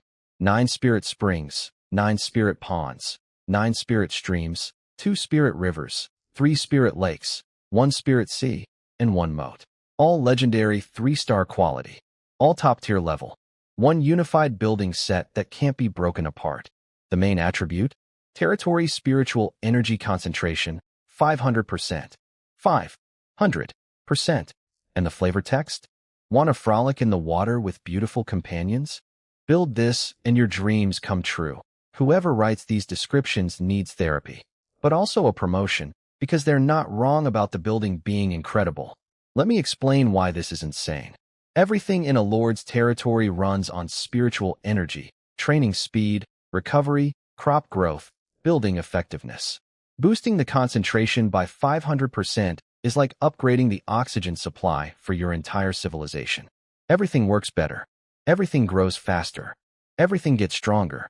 The water system connects to the continent's natural ley lines, sucking in massive amounts of ambient energy. The Spirit Sea even has spatial properties. Looks like a small pond on the outside, but inside it's an actual ocean where you can build shipyards and raise aquatic troops. My prediction was perfect. Spacetime farm equals civilian reward. Check. Large gold mine equals troop reward. Gold buys troops. Check. Water vein system equals lord reward. Upgrades the territory itself. Perfect check. The textbook never lies. Everything you earn during trials, you can use during trials. The rewards chain together like puzzle pieces. Decision time on the gold mine. I looked at it, a weird squirming golden snake-shaped energy thing, and made my call. Sorry, long-term investment strategy. Mama needs soldiers now. Build. The mine materialized as a 10-meter wide dark pit. I quickly recruited and synthesized 100 outstanding grade miners with the special mining trait and sent them underground. By my calculations, 3 days to completely drain all 9.8 million coins. Nearly 10 million gold. That's enough to recruit and synthesize a terrifying number of epic centaurs. More centaurs means harder siege battles, which means more kill points for mission 2. Perfect timing for the final sprint. Now for the main event.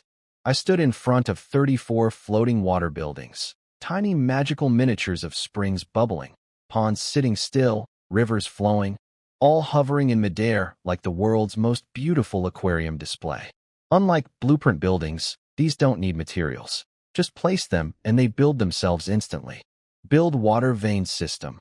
34 blue lights exploded outward across my entire territory.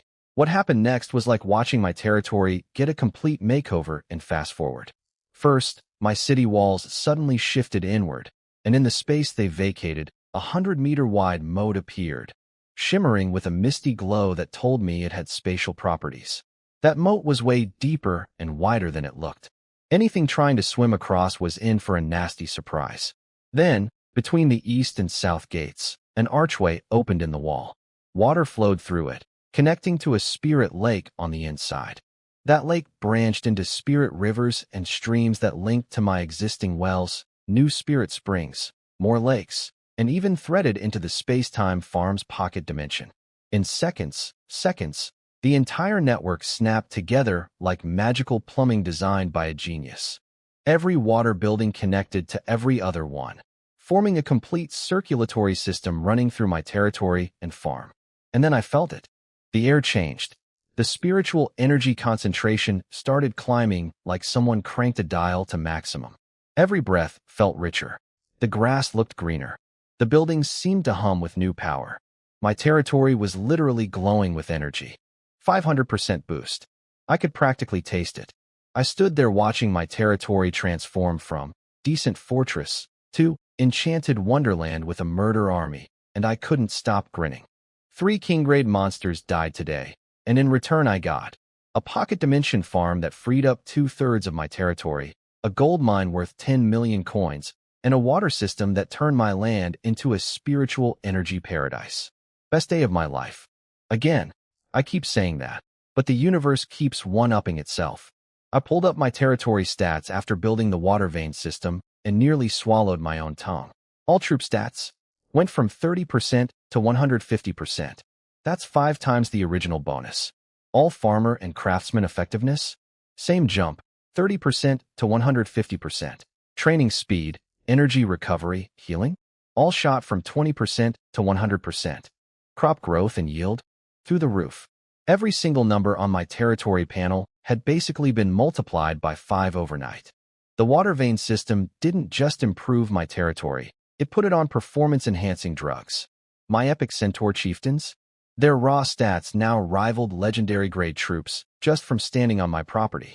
Sure, numbers aren't everything in a real fight, but when your mid-tier soldiers have the stats of units 2 grades higher, that's not a small advantage. That's a please file a complaint with the universe because this is unfair advantage. I spent the rest of the day exploring every corner of the water network.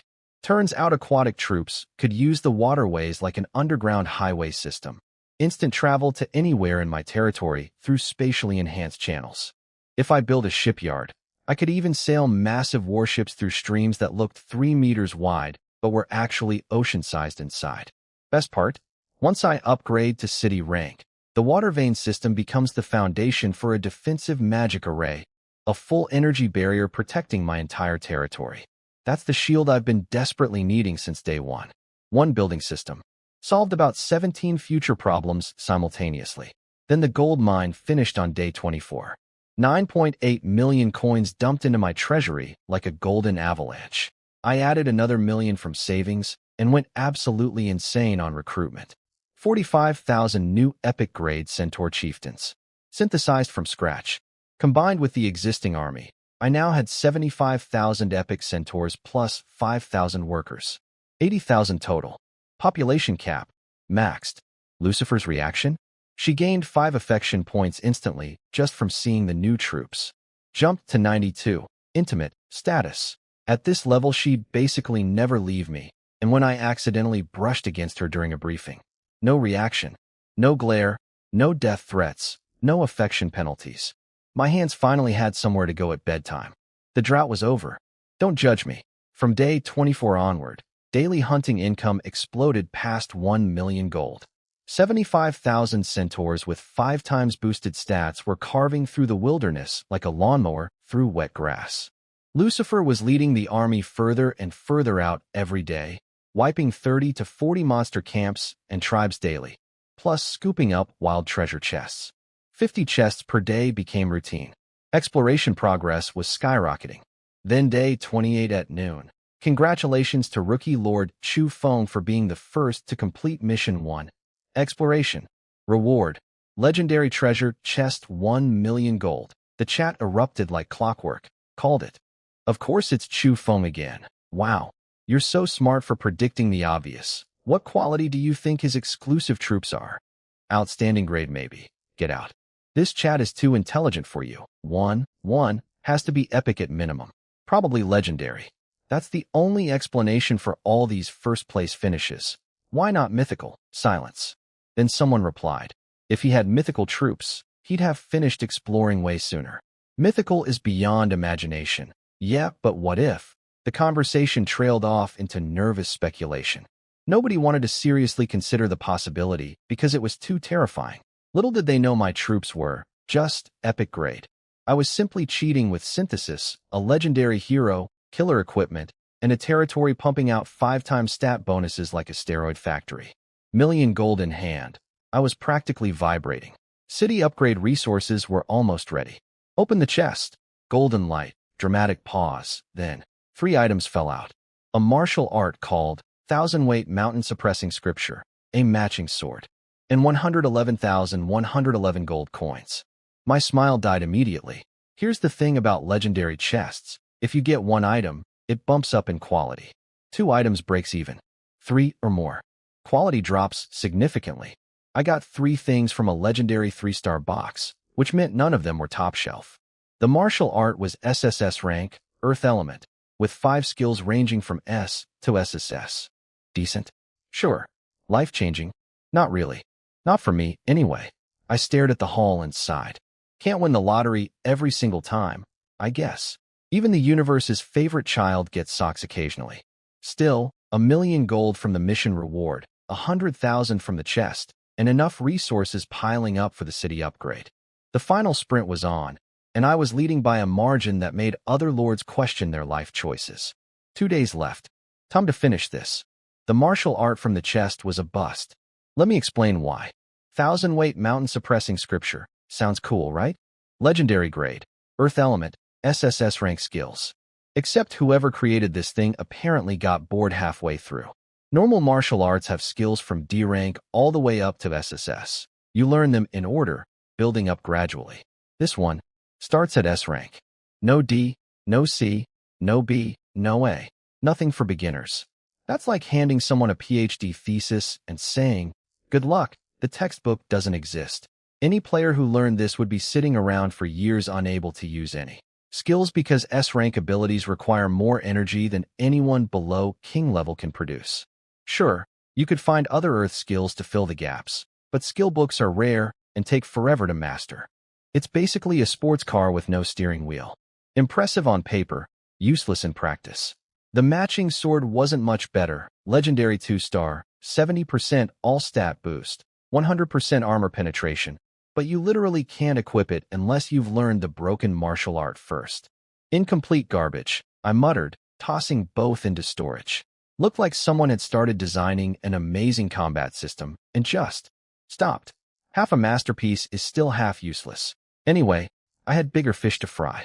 I spent the rest of the day sweeping the trading platform for cheap low-grade materials, synthesizing everything into the high-grade stuff I needed, and by evening, my hands were shaking. Not from fear, from pure, undiluted excitement.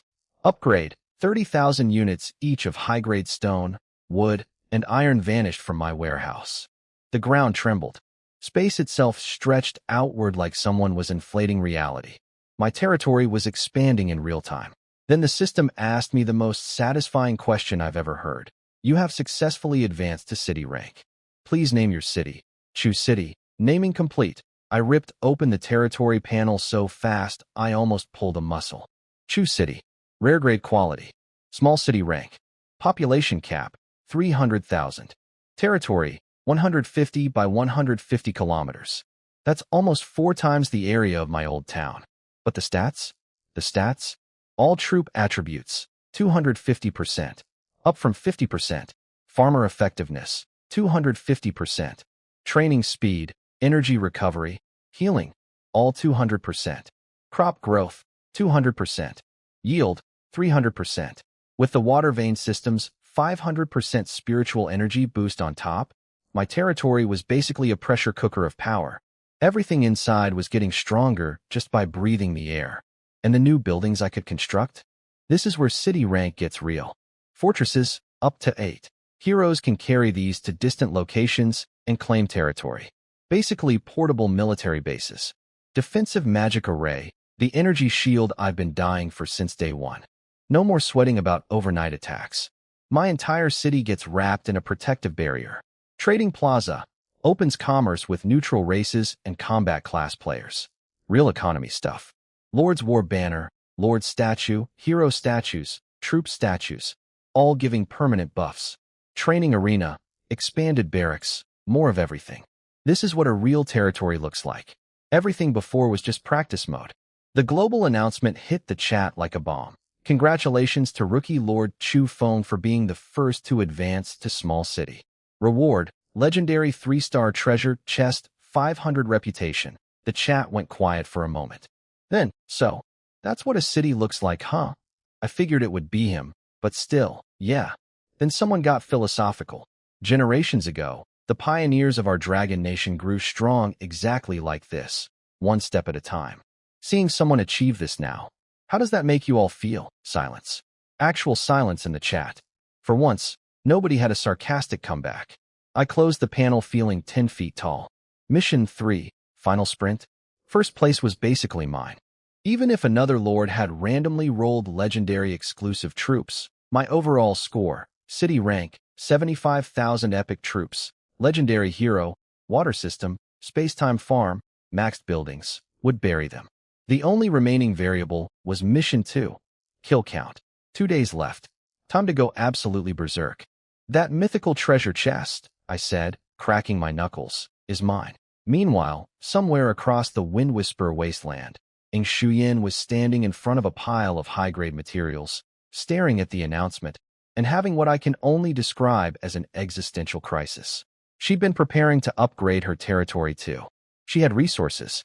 She had legendary troops. She had 3 years of elite education and the backing of the most powerful family in the Dragon Nation.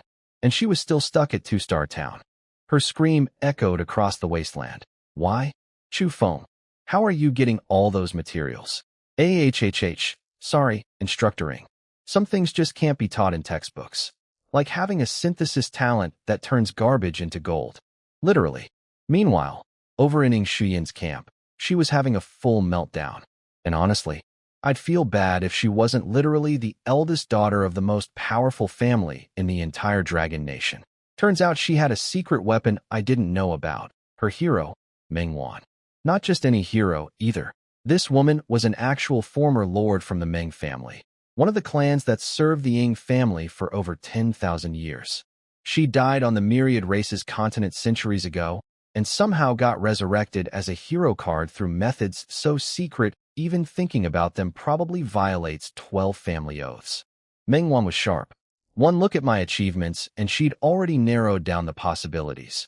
Either my territory was surrounded by resource nodes, I'd found a special upgrade chest, I'd rolled legendary plus troops, or I had some rare talent like fusion, enhancement, treasure seeking, or spirit finding.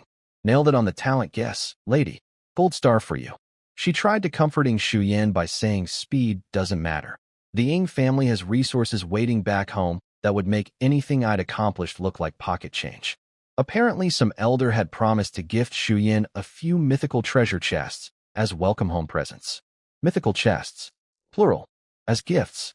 Just casual family bonuses. Must be nice being born rich. Xu Yan perked up a little, but I could practically hear her grinding her teeth from 300 miles away. What is your secret? Chu foam. Sorry, princess. Trade secret. Now, about MY problems. I'd cracked open my first place city advancement reward, a legendary 3-star chest, expecting something amazing. What I got was a vassal lord profession book. Sounds incredible, right? A book that gives someone the lord profession plus a starter territory? That's the rarest profession book in existence. Wars have been fought over these. Families would sell their firstborn for one. Except, that word, vassal. A vassal is basically a slave with extra steps. You surrender your freedom, your life, your everything to another person. Complete and total submission. In theory, the vassal system started as a follower arrangement with mutual protections. In practice, it devolved into absolute ownership. The master has power of life and death. Female vassals in particular. Let's just say the stories aren't pretty. Nobody with any self-respect would voluntarily become a vassal. And I'm not the kind of person who'd force someone into it. Without that, vassal, prefix, this book would start bidding wars between every major family on the planet. With it, massive discount. Frustrating. Like finding a diamond ring in a toilet. Technically valuable, contextually unfortunate. I tossed it into storage and moved on. Future problem. The last 2 days flew by. Xu Yan managed to reach 3-star town, and 2 other lords barely scraped into 1-star town at the buzzer. Nobody else came close to my city rank. Then day 30. Midnight. The clock hit 0. 3 notifications fired in my brain like fireworks. Mission 2. Kill count. 32.76495 billion points. Rank. First. Reward. Legendary 3-star chest, 3 million gold. 32 billion kill points. I don't even know how to visualize that number. That's a lot of dead monsters. Mission 3. Final sprint. Score. 57,654. Rank. First. Reward. Legendary 3-star chest, 6 million gold. First place. Obviously. City rank territory with maxed buildings, 75,000 epic troops, a legendary hero, water system, space-time farm. Who was going to beat that? Overall score. First place. Reward. 1 mythical 1-star treasure chest. There it was. The chest. The one everyone on the entire Wind Whisperer wasteland had been killing themselves trying to reach. The single mythical grade treasure chest. Mine. I expected trumpets. Fireworks. A global announcement making every player weep with envy. Instead, just quiet notifications in my head. The chat platform and trading platform had already silently shut down. No fanfare. No drama. Anticlimactic, but also smart. Less attention means fewer people plotting to murder me for my stuff later. Silver lining. I had 30 minutes to process my rewards before being teleported back to where it all started. I rubbed my hands together so hard they nearly caught fire, eyes burning with anticipation, muttering every prayer I knew, every god in every heaven, every Buddha on every mountain, every saint in every religion. I don't care who's listening. Please let this chest be good. Please. I will build you all statues. Big ones. With gold plating. Just give me something incredible. 30 minutes. 3 legendary chests. 1 mythical chest. Let's go. 9 colored light exploded across my entire territory like a rainbow having a seizure. When it faded, 3 items sat in front of me. A golden miniature mountain, a milky white crystal, and a package shimmering with 5 colored light. You have opened a mythical 1-star treasure chest. Obtained, Creation Divine Stone, Low/Troops, Giant High-Grade Material Resource Pack, and 1 million gold coins. Creation Divine Stone. Creation. Divine. Stone. My eyes nearly popped out of my skull. This thing is legendary among legends. The power of creation, seizing heaven and earth's own creative force. There's a story on the Myriad Races continent about a divine artifact that was upgraded using a creation stone, and its power was supposedly enough to split the sky open.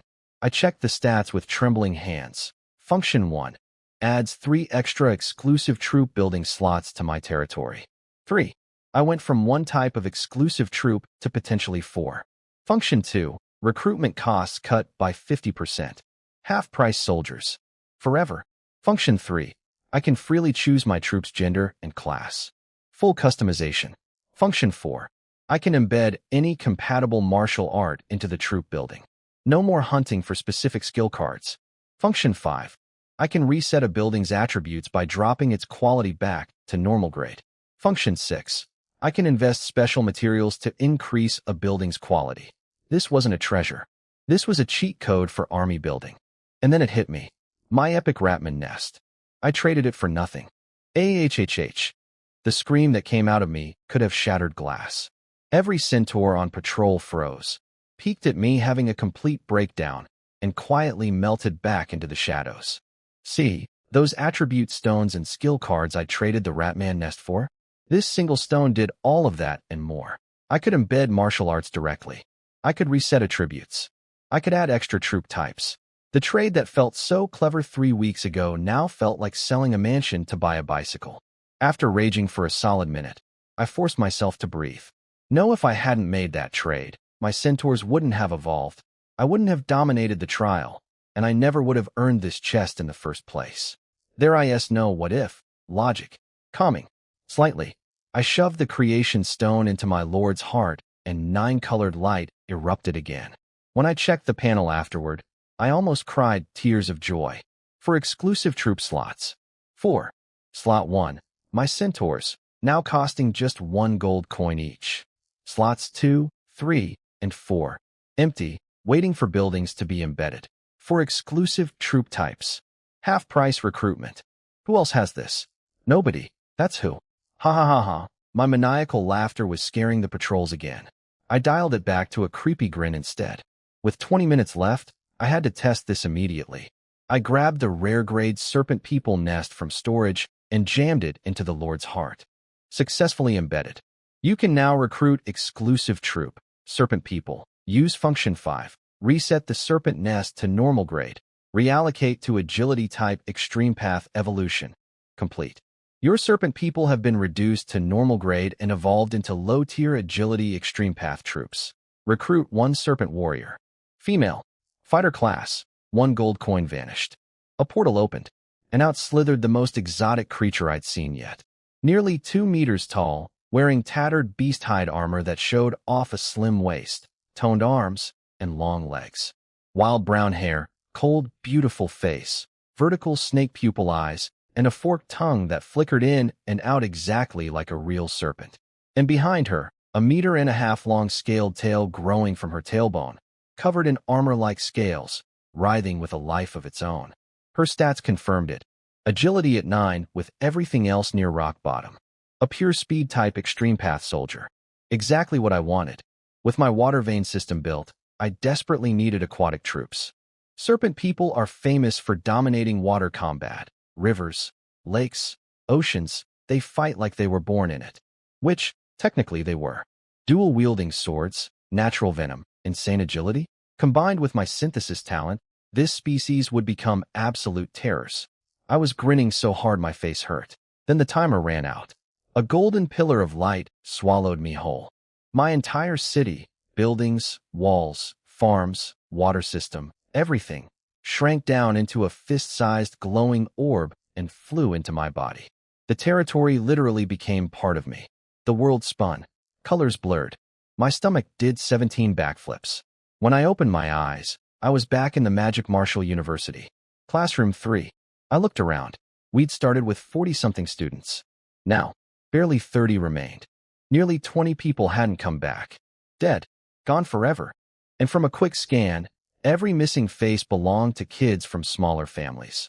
The ones without legendary gear, without hero cards, without resource packs. The ones who went in with nothing but courage and didn't have enough. The trial's casualty rate is brutal, I muttered quietly. Before I could think about it further, the sound of slow clapping echoed from the front podium. Someone was waiting for us. 30 days. One territory that went from empty dirt to a fortified city. For exclusive troop types. A legendary hero. A space-time farm. A water vein system. A creation divine stone. 75,000 epic centaurs. 32 billion kill points. I walked into that trial as a nobody with a synthesis talent and a dream. I walked out as the undisputed first-place finisher with a pocket dimension city living inside my chest. Not bad for a month's work. Welcome back, students. Teacher Ing Shuiwei was standing at the podium looking gorgeous, as always in her professional outfit, scanning the room like a hawk shopping for talent. I could practically see the gears turning behind those big, sparkly eyes. She was sizing up everyone's power level in seconds. What she was really looking for. Lords. Lord-class players are the golden geese that every major family wants to recruit. And I could tell the exact moment she spotted the 3 suspects in the room, because her face went through hope, excitement, and then visible disappointment. A beanpole covered in acne, a greasy overweight guy, and me, the kid who spent his entire school career looking like a strong breeze might kill him. These are the lords. I could almost hear her brain screaming. Sorry to disappoint, teach. She composed herself and gave us the standard speech. 18 classmates didn't make it back. Dead. Gone. The myriad races continent doesn't do second chances. Out of 40-something students, we were down to about 30. Heavy stuff. But also reality. I filed it away and kept my poker face. Congratulations on graduating. Please come register your profession information and collect the Academy's support package. Of course, if you'd rather not, you're free to leave. What happened next was predictable and hilarious. Every single rich family kid stampeded for the door like the building was on fire. Register? So the Ing family can poach more recruits? Pass. Leaking my profession info? No thanks. Later. Teach. They scattered like cockroaches when the lights come on. Ing Shuiwei rolled her eyes so hard I thought they'd get stuck. She knew exactly what they were doing, blocking the Ing family from expanding their talent pool. Little brats got brave after surviving one trial. That left maybe 4 or 5 commoner students lining up to register. The greasy lord candidate had already bolted, and the beanpole, Zhang Qishan, a guy I have history with and none of it good, was sitting there looking constipated with indecision. My turn. I walked up to the podium and gave teacher Ing a deep, sincere bow. This woman had looked after me for years. When I was sick, and I was always sick, she'd spend her own money buying me medicine. She didn't have to. Nobody asked her to. She just did it. Teacher, thank you for everything you've done for me all these years. I will never forget your kindness. I pulled out the 1,000-weight mountain-suppressing sword from my territory storage, the epic-grade weapon from that disappointing chest, and held it out to her. You spent money on my medicine. Please accept this as a small token of my gratitude. Epic-grade equipment. A girl named Lu Fei nearly fell out of her chair. Oh my God, are you that Chu Feng? The one from... My heart skipped. Someone else had been on the Wind Whisper Wasteland? What are the odds? I kept my face perfectly innocent. What do you mean? Could you explain? You're really not him? I ignored the question and pushed the sword closer to Ing Shuiwei. Teacher, please don't refuse. Those medicines weren't cheap. She was about to investigate Lu Fei's outburst, but my words pulled her back. She pushed the sword away with a warm smile. That was nothing. You just became a professional. Focus on developing your territory. Then the room exploded. Wait. Chu Feng, you got the lord profession? That's impossible. Gasps everywhere. The former sickly kid who could barely walk upstairs without wheezing. A lord? Their brains were short-circuiting. Zhang Qishan couldn't stand it. He marched up to the podium with his chest puffed out like a pigeon with an attitude problem. Oomph. What's the big deal? I got the Lord profession too. He threw me a disdainful side-eye, then looked away like I wasn't worth his attention and started scribbling his info in the registry. Classic Chishan. We've had beef since forever, and apparently surviving a death trial didn't mature him one bit. Ing Shuiwa smoothed things over like the professional she is. You've all done wonderfully. Lords are powerful, but combat professionals who train hard enough can dominate the continent too. Now everyone finish registering and collect your support packages. The Academy will send representatives in the next few days, so stay put and don't go back to the myriad races continent yet. Everyone filed out. Soon it was just me and Teacher Ing. Teacher. She held up her hand. Everyone's gone. Put that sword away. And I'm guessing, you're not planning to accept the Ing family's recruitment offer. She studied me with those sharp eyes. I could tell she noticed the change. I was standing tall, face healthy and flushed with color, body strong and straight. The myriad races continent had completely cured the illness that had plagued me my entire life. The boy who used to look like death warmed over was gone. She tried one more time. Chu Feng, are you sure? With your Lord profession, if you join the Ing family, you'd immediately receive an outstanding grade troop building, tens of millions in gold, and resources beyond. Teacher. I shook my head gently, placed the sword on her desk, and spoke from the heart. I don't want to be controlled. I don't want anyone telling me how to build my territory. I'm sorry, but I hope we'll find chances to work together on the myriad races continent someday. One more bow. Then I turned and walked out. Ancestor Dragon City, the capital of the Dragon Nation, strongest country on Blue Star. Population, nearly 100 million. Families big and small packed into every corner, all jostling for power and position. I don't remember much about being little. My earliest memories are of an orphanage in the city. At 5, I started school. 3 years of elementary learning to read. 3 years of middle school. 3 years of high school. 4 years of university, studying myriad races continent knowledge. The whole time, I bounced between school dorms and hospital beds. No family. No home. Just textbooks and 4 drips. I stood at the gates of the Magic Martial Academy, looking out at the towering skyscrapers and the rivers of people flowing through the streets. Everyone rushing somewhere. Everyone belonging to something. And for one quiet moment, I felt completely alone. Like this massive planet somehow didn't have room for one skinny orphan with a pocket dimension city living inside his chest. Then I took a breath, straightened my back, and smiled. Time to finally build a home. A real one. I'd conquered a continent's worth of monsters, outsmarted the richest families in the world, built an army of 75,000, tamed a legendary hero with emotional issues, and earned the only mythical treasure chest in the entire trial. Finding an apartment in the capital couldn't be that hard, right? Since the myriad races continent fused with Blue Star, everything from that world, spirit food, weapons, skill books, can be traded at special exchange halls in the real world. Players can hop between worlds anytime for 100 gold coins per trip. After 30 days of non-stop monster slaughter, I was honestly sick of looking at weird alien creatures, so the idea of having an actual home sounded pretty appealing. Plus, there's a strict government rule. No using professional powers inside cities. So Blue Star is basically a safe zone where even the strongest warrior has to behave like a normal person. Nice. I asked some random pedestrians for directions to the nearest professional trading hall, walked in, and immediately remembered why I hate rich people. The building was ridiculously fancy. Crystal chandeliers, marble everything, staff in designer uniforms. And the second I stepped through the door looking like a lost puppy in yesterday's clothes, the snickering started from every direction. Then I pulled items directly out of my territory. No storage equipment animation, no fancy gesture, just poof stuff appears, and suddenly the laughter turned into shocked whispers.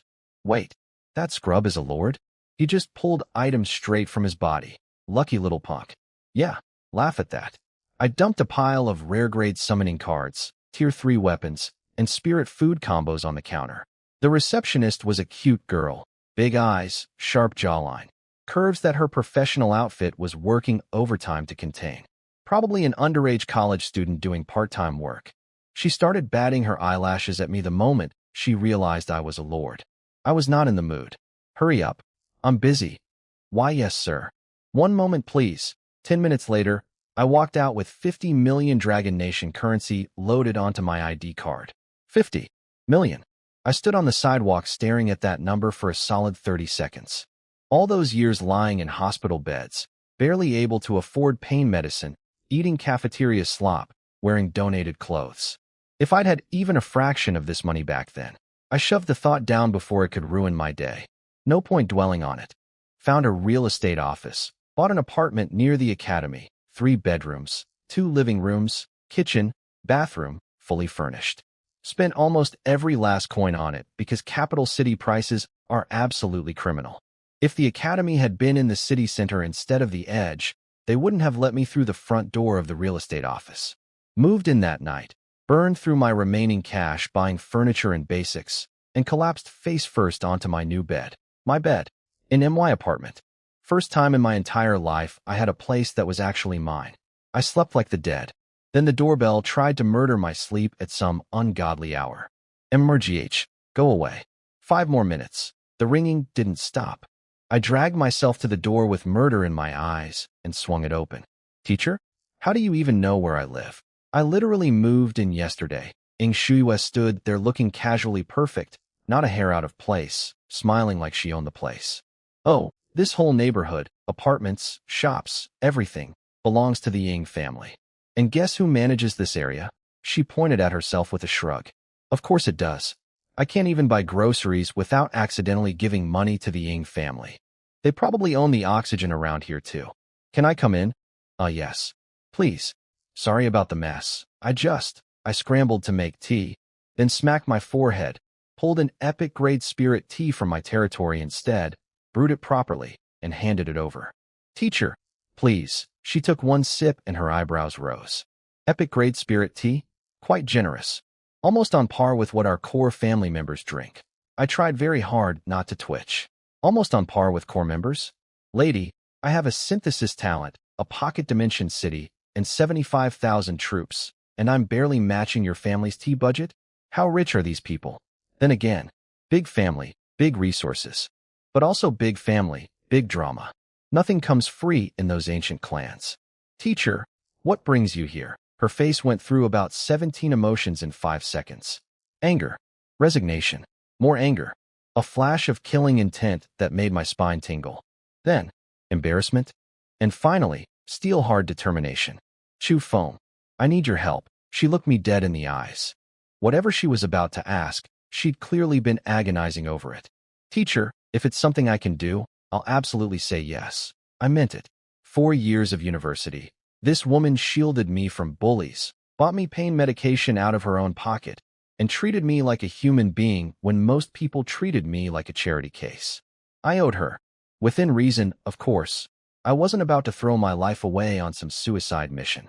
Do you know what aptitude I got during my own trial? Random question. But the sadness in her eyes told me this was the core of everything. At least rare grade, I guessed carefully. She was from the Ying family, after all. Huh. She laughed, but there was zero humor in it. Fine grade. Barely. The absolute bottom of fine grade. My stomach dropped. For a member of the Ying family, that's not just bad. It's humiliating. Once my strength hit its ceiling and couldn't grow anymore, they pulled me back and stuck me in teaching, contributing residual value to the family. That's how they phrased it. Her knuckles were white around the teacup. That's not what I want. The myriad races continent is full of miracles. There has to be a way to change one's aptitude. I will find it. I refuse to spend the rest of my life teaching subjects I don't care about, watching other people live the adventure I was supposed to have. The room went quiet. I looked at this woman, brilliant, kind, capable, trapped by genetic bad luck in a family where mediocrity equals exile. Teacher, how exactly can I help with that? There's a rule in the Ying family, she said, and her cheeks went pink. If a clan member finds a spouse with extraordinary potential, they're exempt from all family assignments. She said, spouse. She said spouse. My brain blue-screened for a solid 3 seconds. Let me paint this picture. Shuiwe is technically 56 years old. 56. But king-level spiritual energy keeps her body frozen in time. So she looks like she's in her mid-20s, gorgeous, poised, and currently sitting in my apartment asking her 18-year-old former student to play boyfriend. This is not how I expected my first morning as a homeowner to go.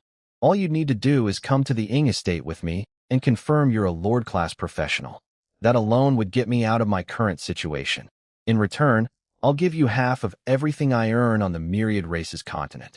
We can even sign a contract.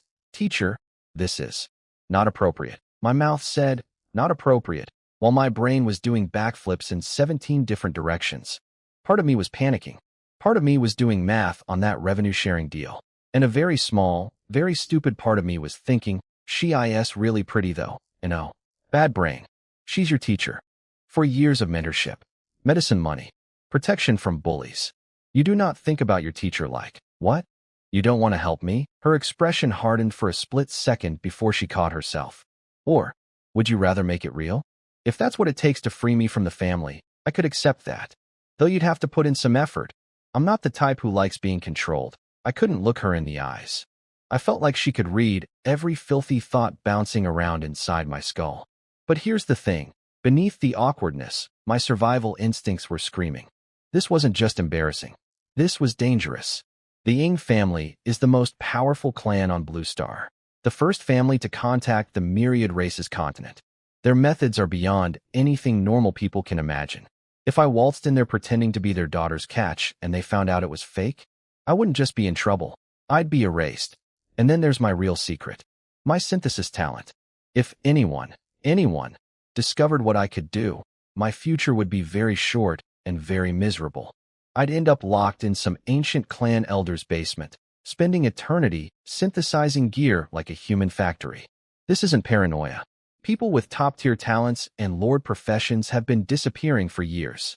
They finish their trials, step back into the real world, and poof, gone. No trace. No body. Just vanished. Everyone knows it happens. Nobody talks about it. So trusting Ing Shuiwe with access to my territory, letting her see my abilities up close. Even with our history, the stakes were too high. One whisper to the Ing family about what I can do, and she could probably trade that information for more than any aptitude upgrade. Sorry, teacher. Gratitude has limits, and those limits are not getting kidnapped and enslaved by ancient immortals. Teacher, respecting one's mentor is a core value I hold dear. I can't deceive your family like that. Translation, no. Besides, the Ing family is unfathomably powerful. If they discover the truth, I don't know what happens to you, but I definitely don't survive. Her face fell. She'd expected this. I could tell, but hearing the actual rejection still stung. For a brief flash, I caught something dangerous in her eyes. Resentment. The kind that comes from helping someone for years and getting turned down when you finally need something back. She buried it quickly. Years of teaching discipline kicking in. Good. Because anger doesn't solve problems, and I was not about to let guilt override common sense. Then she played her ace. What if we made it real? As a member of the Ing family, even with my low aptitude, a marriage to a lord-class professional would come with a substantial dowry. Combined with what my parents would contribute, she paused for effect. Over 10 billion gold coins. 10 billion. My heart physically jolted. That number echoed in my skull like a cathedral bell. 10 billion. 10 billion. That's more money than I'd earn in 100 lifetimes of grinding monsters. But the alarm bells were louder. This was a trap. Not necessarily an intentional one. She might genuinely want freedom, but the situation was a trap. If I said no to 10 billion gold coins in marriage dowry, any reasonable person would conclude I was hiding something worth more than 10 billion. And Ing Shuiwe was smart enough to figure that out. She'd start wondering. Then she'd start talking. And once the big families caught wind that some nobody rookie lord turned down a fortune from the Ing family, the hunting parties would come knocking. I was cornered. Saying yes was dangerous. Saying no was dangerous. I needed a third option. Then I remembered the item sitting uselessly in my storage. The Vassal Lord Profession book. If Ing Shuiwe became my vassal, she'd gain the lord profession she so desperately wanted. She'd get her own territory. She'd have power. Real. Tangible. Nobody tells me what to do. Power. And as her master, her territory would count as an extension of mine. She'd be like a regional manager with enough authority to feel free, but bound to me tightly enough that betrayal was impossible. It was ruthless. It was calculating. It was turning my teacher into a contractual subordinate. and she'd walked right into it by backing me into a corner. Don't blame me, I thought. You showed up at my door. You pushed me to the wall. I'm just playing the hand you dealt. I locked eyes with her, every trace of the nervous student gone. Are you truly willing to do this? Trade your entire life for freedom? Even if it means being with someone like me, a nobody kid with nothing?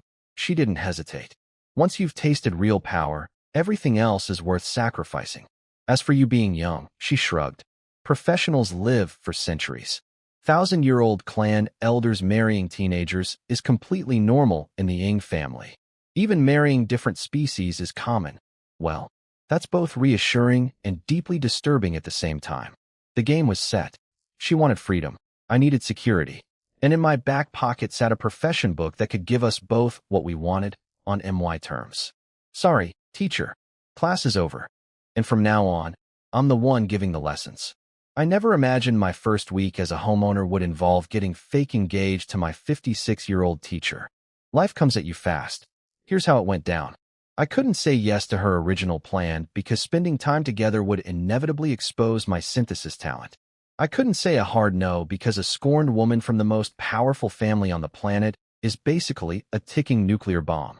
And I couldn't use the vassal book on her because no sane person would agree to become someone's contractual slave. So we did what any two desperate people cornered by circumstances would do. We lawyered up. Against each other. Together. The contract we hammered out was a masterpiece of mutual paranoia. Clauses for dealing with the Ying family. Clauses for dividing resources. Clauses protecting personal secrets. Clauses about clauses.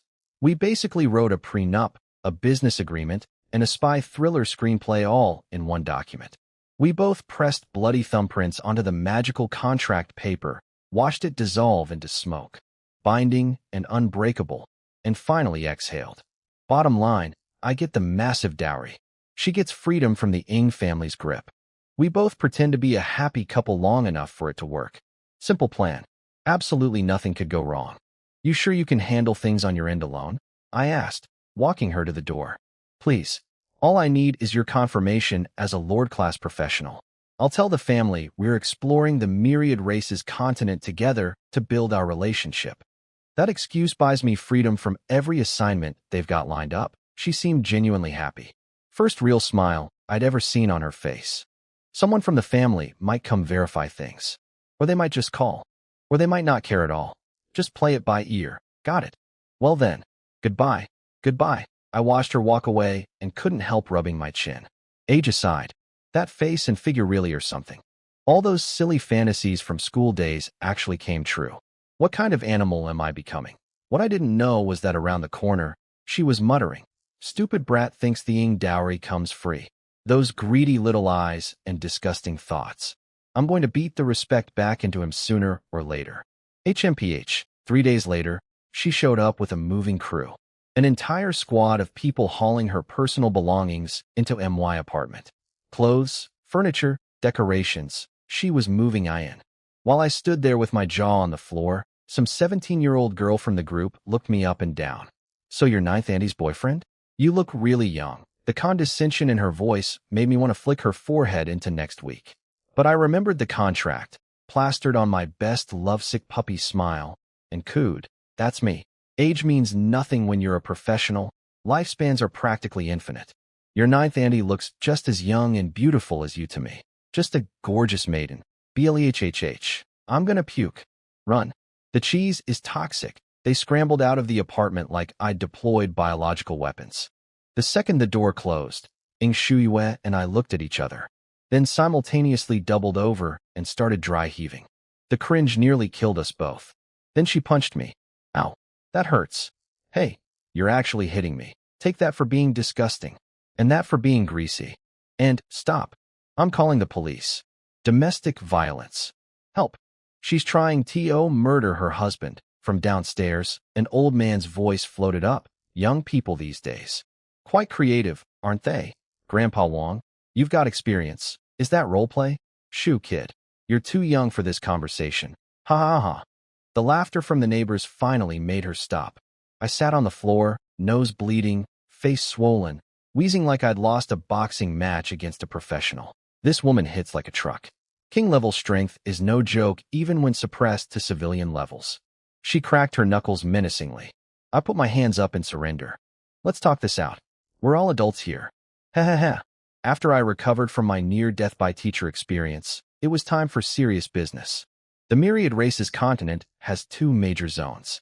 The first is the civilized part, governed by rules set by powerful, peace-loving races, full of commerce, trade, and opportunity. The second is the Myriad Races battlefield. No rules, pure survival of the fittest, constant warfare between every species, including members of the same race, fighting each other. Of course, civilized and chaotic are relative. One side just has slightly fewer murders per day. Per our contract, once we arrived on the continent, Ing Shuiwe would go her own way to find her own opportunities. She'd only come back when it was time to return to Blue Star. Clean arrangement. So I held her hand, for appearance purposes only, and we teleported together to the Myriad Races battlefield. I found a nice valley, deployed my city, and immediately regretted letting her set foot inside. This spiritual energy concentration is incredible. 4 to 6 times normal for this level. Strange auras. Not troops, that's a hero. King-level hero at that. Epic-grade troop signatures. The water system feels unusual. Did you build a... She was sniffing out my secrets like a bloodhound at an airport. Eyes closed, muttering analysis non-stop, dissecting my territory's secrets through air density and energy signatures alone. I grabbed her arm and shook her like a rag doll. Are you part dog? How can you smell all that? I'd hidden Lucifer, the 75,000 epic centaurs, and all 12 golden behemoths inside the barracks specifically to avoid this. But no, Madam Sherlock Holmes over here was reading my territory like an open book through Sen alone. Living with this woman was going to be a constant counterintelligence operation. What have I gotten myself into? After watching Ing Shuiwe stomp off into the wilderness looking like an angry cat in a snowstorm, I checked the regional chat and discovered we'd landed in a place called the Endless Snow Plains. Population, 1.6 billion professionals. 1.6 billion. How big is this place? The trial zone had 1 million people and felt crowded. This was a whole different universe. But I had bigger things to think about. Specifically, the shiny golden card in my hand. See, here's what happened with the dowry situation. The Ing family has this tradition. When a woman wants to marry outside the clan, the family gives her a legendary treasure to exchange with her partner. If the guy can match it with something of equal value, relationship approved. If he can't, well, congratulations, you've just committed fraud against the most powerful family on the planet. Enjoy your extremely short remaining lifespan.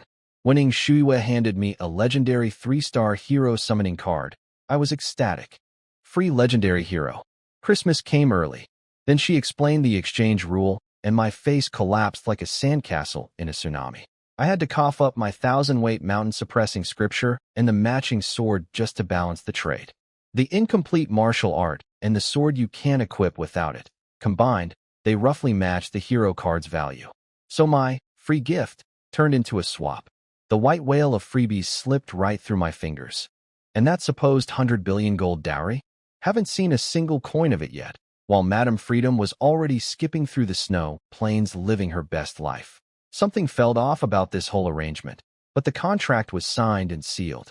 Nothing to do but move forward. Summon. The card erupted with golden light, forming a massive portal. A silhouette appeared inside. Female, obviously. The universe apparently decided my hero roster needs to be exclusively women. Not complaining, just observing. She stepped through, and my brain ceased all higher functions. Black hair like a waterfall of silk, pinned up with a glowing golden hairpin. Wearing a sheer yellow outfit that covered exactly the legal minimum. Chest and hips wrapped in gossamer fabric that had just enough to make everything else more distracting. Smooth arms completely bare. Tiny waist exposed. Long, sculpted legs on full display with 3 golden ankle rings on each shin that chimed with every step, like she had her own background music. Big doe eyes, high nose, small lips forming a face that could literally end wars. A green jade pendant hanging from a swan-like neck.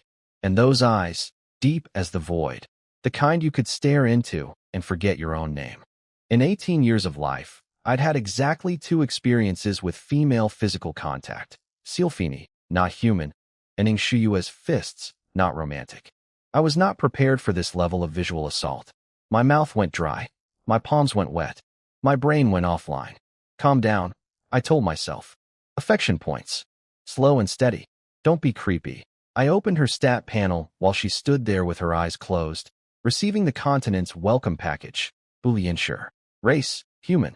Quality, legendary 3-star. Job, hero. Talent, planting and breeding. Level 9. Affection, 50. Neutral. Her martial art was the mythical grade, Golden Phoenix Nirvana scripture. Her weapon was the Golden Phoenix Imperial Seal, and her skills. Golden Phoenix Nirvana, SSSS when near death. She resurrects at full power. 3-day cooldown. She literally can't stay dead. Golden Phoenix Decree, SSSS. She can issue imperial commands to farmland, fisheries, and resource nodes, adding special bonuses like faster growth and bigger harvests. She talks to dirt, and it obeys. Golden Phoenix Command, SSSS temporarily boosts all farmer stats and morale through sheer authority. Words become law. Phoenix Cry Inspiration, SSS puts farmers into an excited frenzy state, dramatically increasing work efficiency. Agricultural steroids through motivational screaming. Her talent? When she's present, all resource production and crop growth gets 50%. When she personally leads farmers, they get 100% to all stats and recovery. Off-duty training speed doubles. Combined with her Golden Phoenix Seal boosting everything by another 50%, this is the ultimate support character. With her running my farms, blacksmith shops, clinics, restaurants, fisheries, resource nodes, output would multiply. Then I noticed something that made me do a double take. Not a single attack skill. 0. Nothing. She couldn't fight a stuffed animal. She was history's first recorded pure administrative hero. A powerhouse of productivity wrapped in a package that looked like a goddess descended from heaven to do paperwork. Her flavor text confirmed it. A powerful noblewoman from a game world. Her noble status gave her protection, but also imprisoned her behind palace walls. Imprisoned noblewoman seeking freedom. Where have I heard that before? I'm apparently a magnet for beautiful women trapped by their circumstances. Someone should study this phenomenon. So you're my lord? She said, opening those devastating eyes and looking me up and down. You seem rather weak. Oh, she did not just. I snapped my fingers. The ground shook. Barracks doors flew open, and 75,000 epic-grade centaur chieftains thundered out in perfect formation, filling every open space in the city with rows upon rows of armored, weapon-wielding, wind-element death machines. The look on her face was priceless. Booleanshire witnesses your mighty army. Her heart fills with admiration. Affection 20. Current, 70. Status, friendly. Your strength gives Booleanshire deep feelings of security. Affection 10. Current, 80. Status, passionate. 0 to 80 in one flex. From, you seem weak, to, passionate, in under 10 seconds. Lucifer had taken days to reach this level. Booleanshire just needed one good military parade. I guess when you're a sheltered noblewoman with 0 combat abilities, seeing 75,000 elite soldiers sworn to protect you hits different. 2 legendary heroes now. 1 war goddess who shoots lightning. 1 divine administrator who makes crops grow by yelling at them. Between them, they covered literally every need a lord could have, destruction and production. I looked at my growing roster of powerful, beautiful, emotionally complicated women and had one thought. My life has become the weirdest, most dangerous harem management simulator in history. And I'm winning. Booleanshire's affection skyrocketed so fast, it gave me whiplash. Meanwhile, Lucifer had spent her first meeting actively trying to hate me. The difference? Personality. Lucifer is a freedom-loving warrior who respects power she can understand. Martial strength, tactical genius, mysterious abilities. She didn't warm up until she saw me do impossible things with synthesis. Booleanshire? She's a sheltered noblewoman, probably some empress or queen in her original game world, who spent her whole life behind palace walls. No combat skills whatsoever. She's basically a royal administrator in a negligee. What does someone like that want? Protection. Show her a big scary army and she melts like butter on a hot pan. 2 heroes, 2 completely different instruction manuals. Being a lord is basically a dating sim with military strategy elements. Anyway, time to max out my army. Small city population cap, 300,000. I already had 80,000. That left 240,000 slots to fill. I had over 10 million gold coins and 2 unopened legendary chests from the trial rewards. The endless snow plains was crawling with 1.6 billion professionals. This was not the kiddie pool anymore. I needed soldiers. Lots of them. Now, spend 5.4 million gold. Summon centaurs. Female. Half warriors, half rangers. The Lord's heart exploded with golden light. A portal opened. Normal grade centaurs started flooding out like a horse-shaped assembly line. I caught Bulianshire staring at the stream of weaklings with growing disgust. Her face was doing that. Why am I looking at garbage? Expression. Affection drop incoming in 3, 2. Lucifer. Bu Lianshire. Watch this. Both turned to look. I activated synthesis. Golden light erupted from my body, washed over the entire herd of normal-grade centaurs, and the fusion chain began. Normal merged into fine, fine into rare, rare into outstanding, outstanding into epic. Hundreds of thousands of weak ponies compressed into a sea of gleaming, armored, epic-grade chieftains. Bulianshire's jaw dropped so hard I thought it might detach. How? How did you? I channeled every ounce of cool guy energy I had.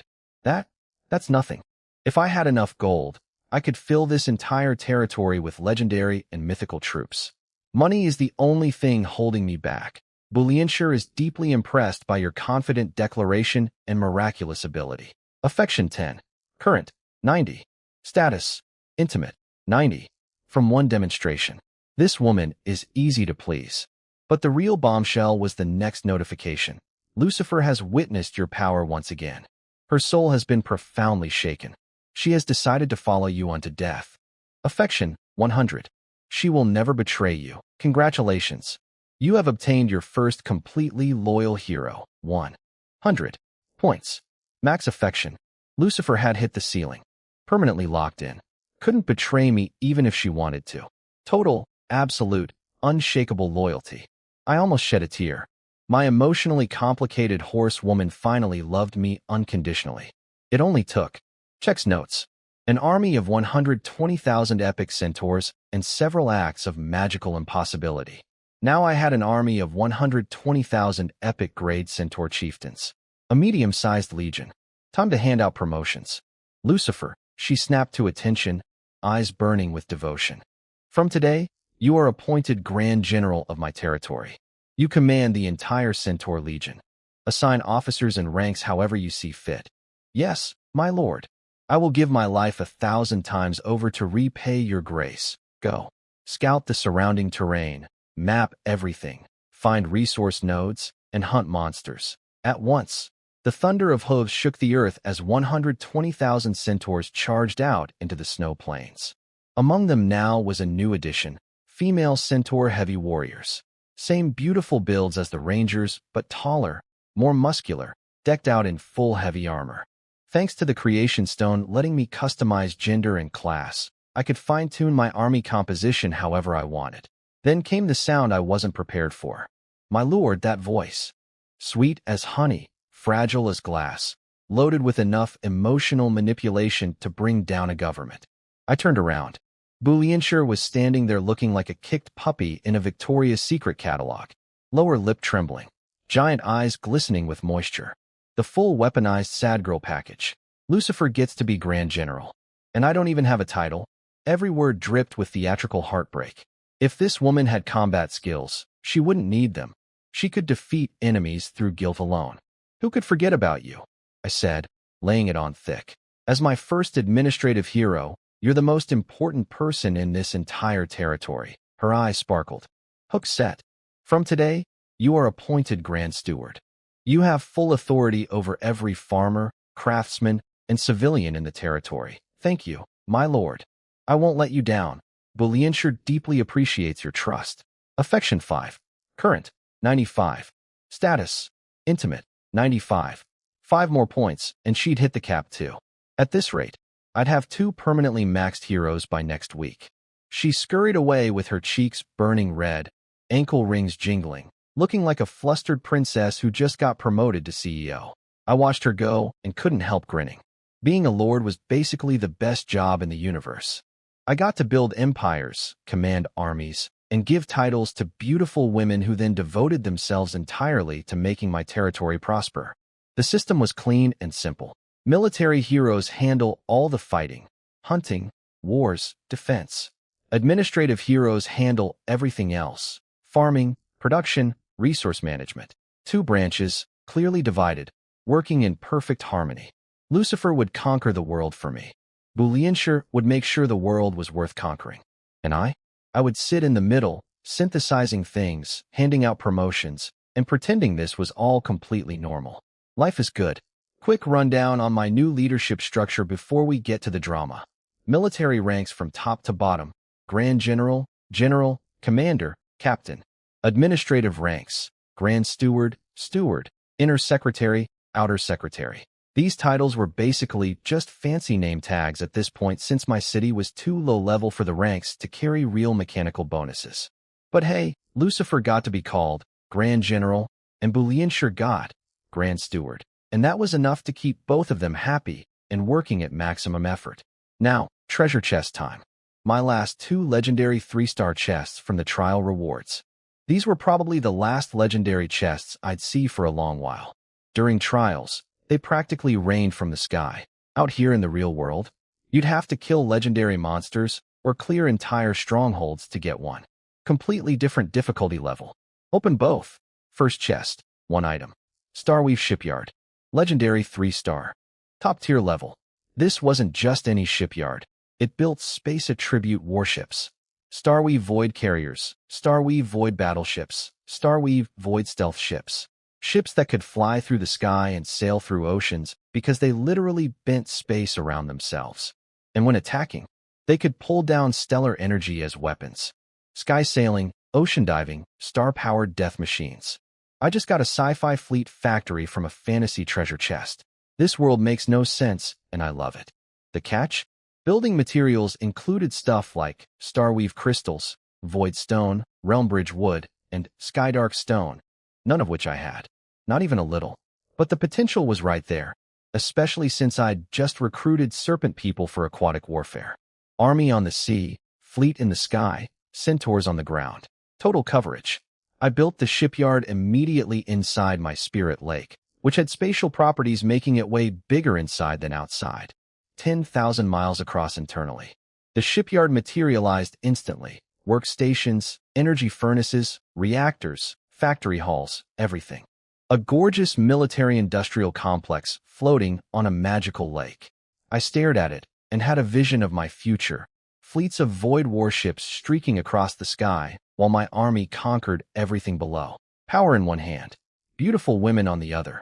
Not a dream, a plan. Second chest, also 1 item. Stonewing Beast Secret Realm Pass. A ticket into a special pocket dimension filled with legendary 3-star Stonewing beasts. 1 month to hunt inside. And here's the juicy part. These beasts could drop a Stonewing Beast Temple, which is a troop building. Stonewing beasts are light element creatures, created by an actual god of light who spent his divine power crafting increasingly powerful light attribute races. His masterpiece was angels, mythical grade.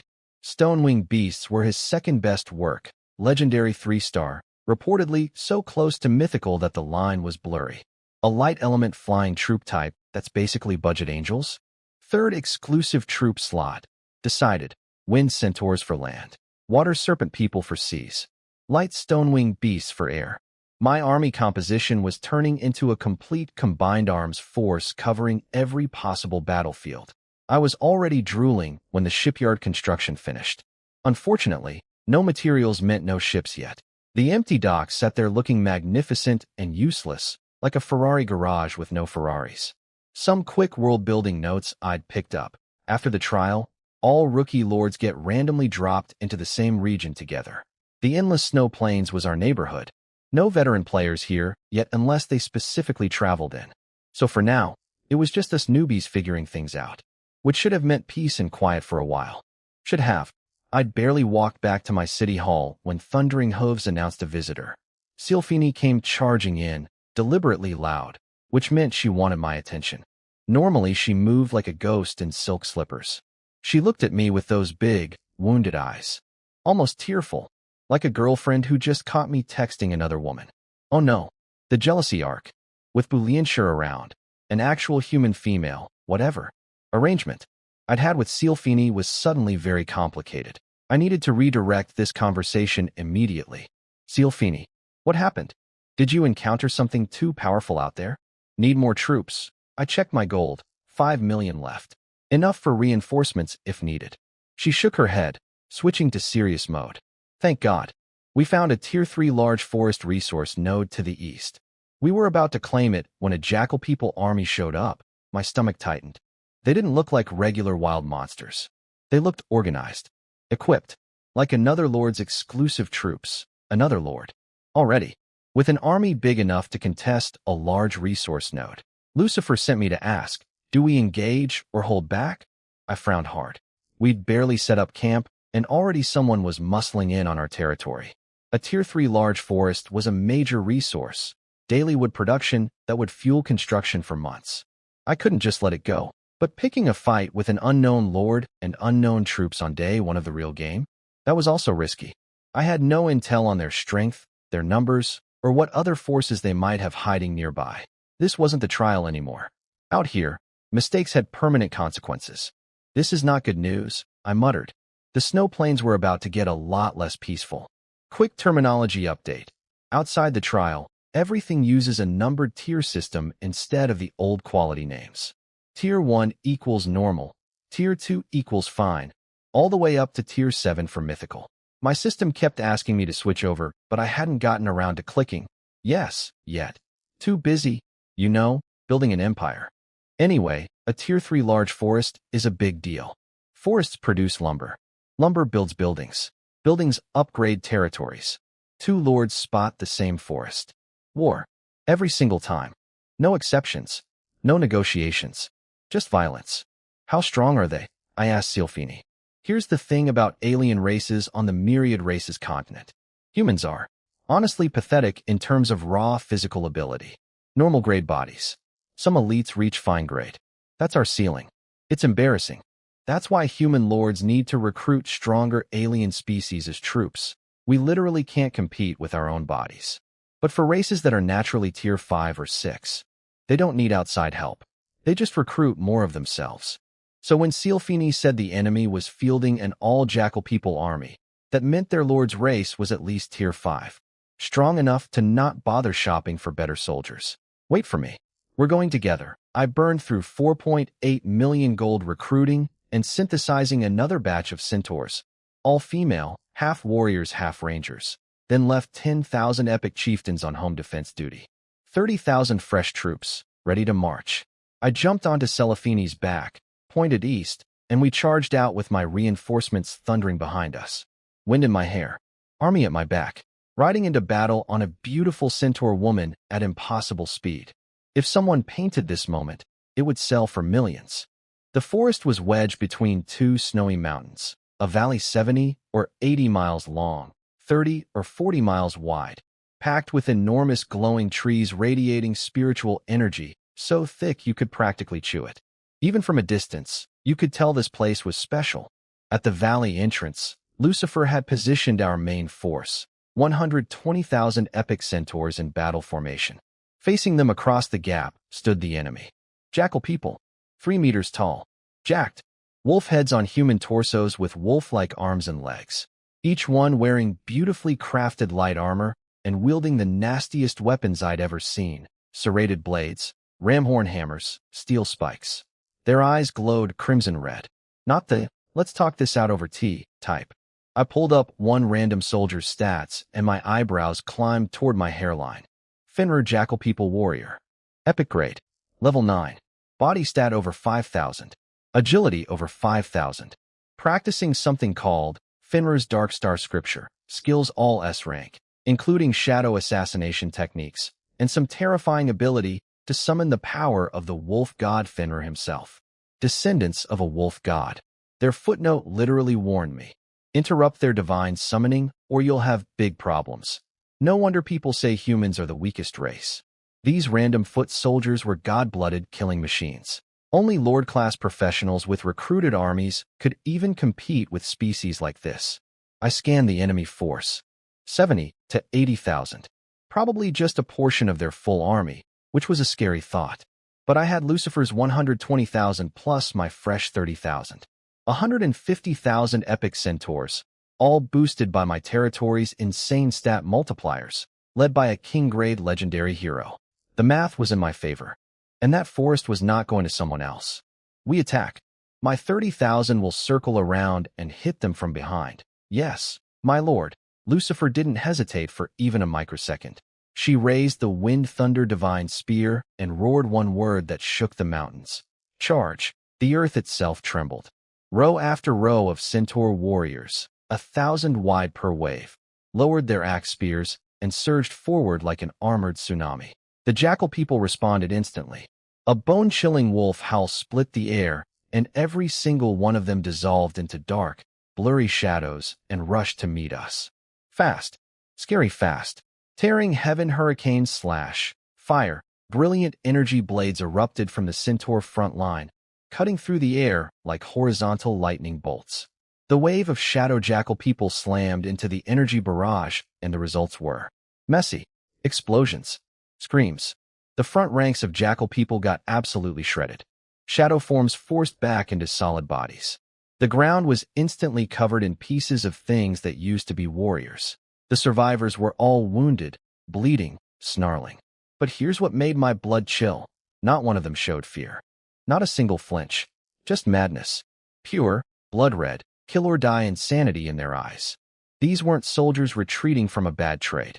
These were religious fanatics charging into a meat grinder and smiling. Then my centaur wall hit them. The steel flood crashed into what remained of the jackal front line. Axe spears came down like guillotines. The weak ones and wounded got split clean in half. The stronger ones barely blocked the first strike before getting body-checked by half-ton centaur warriors moving at full gallop. Bones shattered. Bodies flew. The crunching sound was absolutely horrific.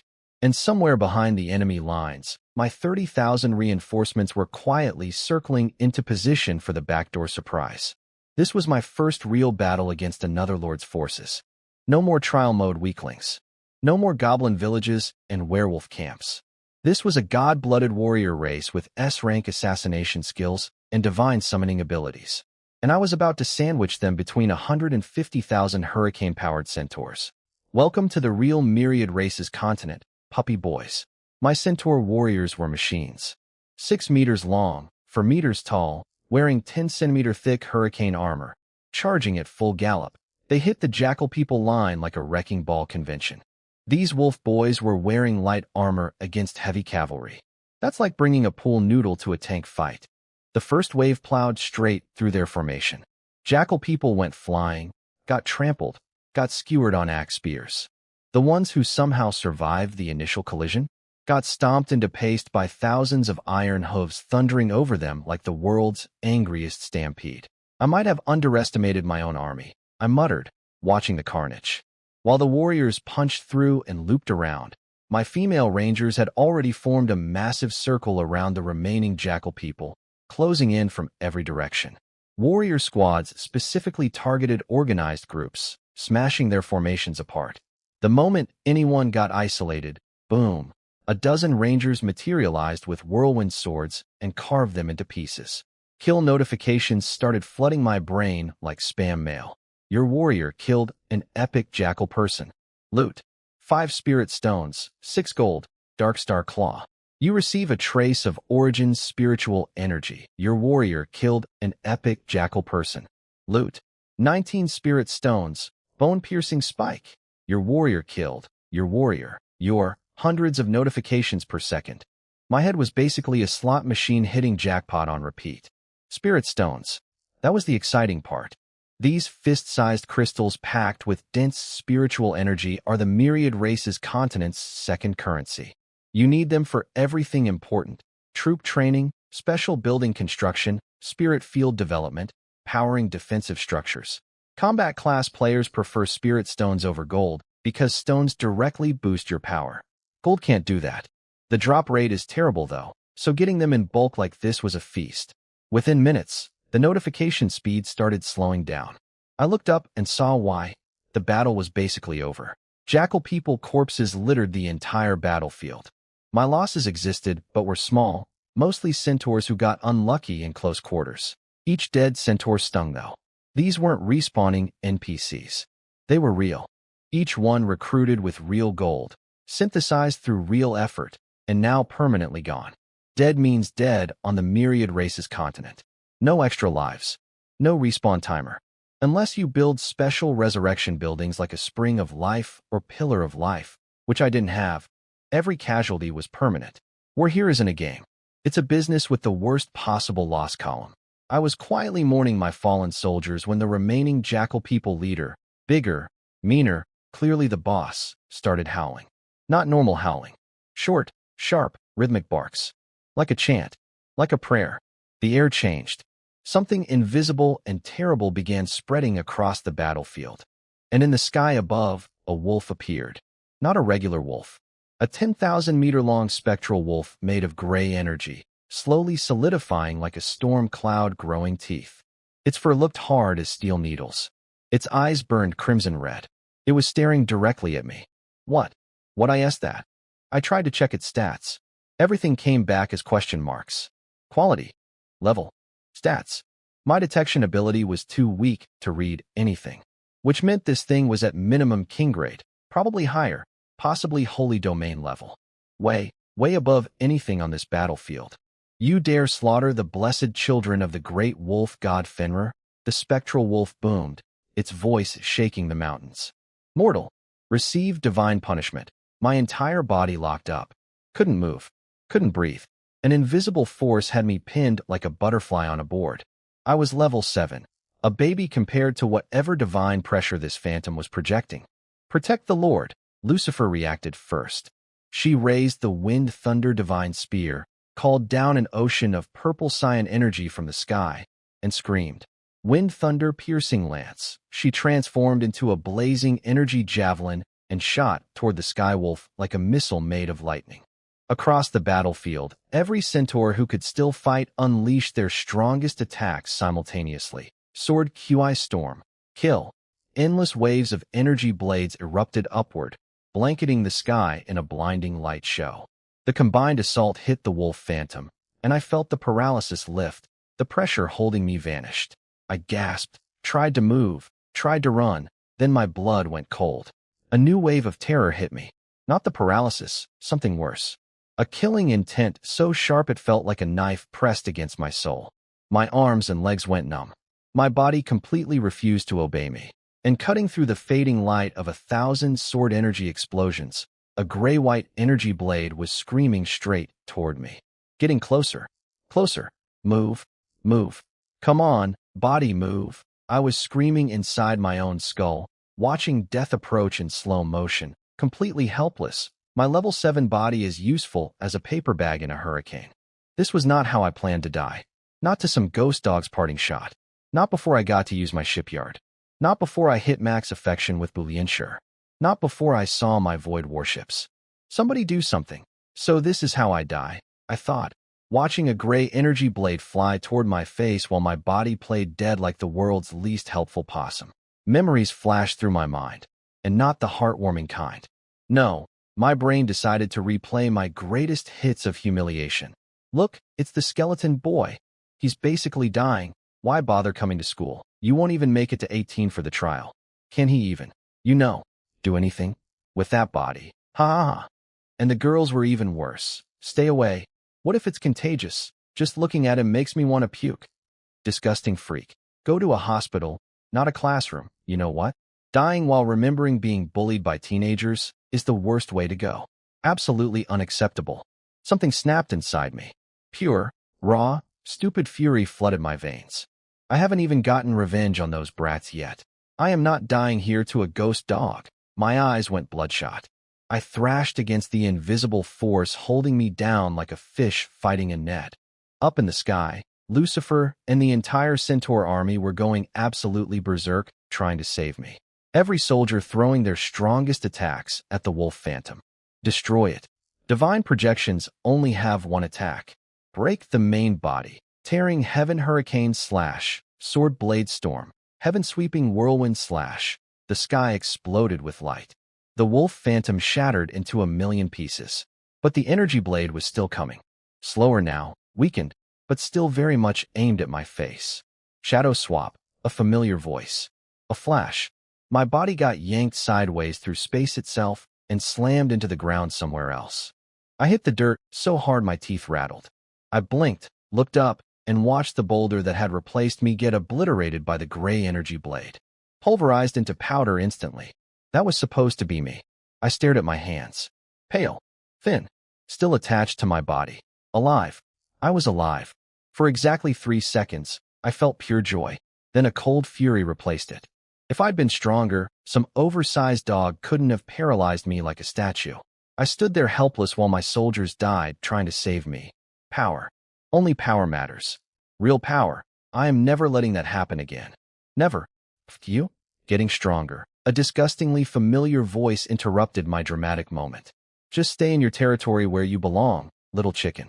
Stop wasting the Lord profession. I looked up. Long legs. Curves for days. Condescending smirk plastered across a beautiful face. Ing Shuiwe. Of course. What are you doing here? Oh, calling me by name now. Getting brave, aren't we? I swatted away her outstretched hand and covered my ears. I'll call you whatever I want. Darling works too. Remember our contract. Her knuckles cracked like firecrackers.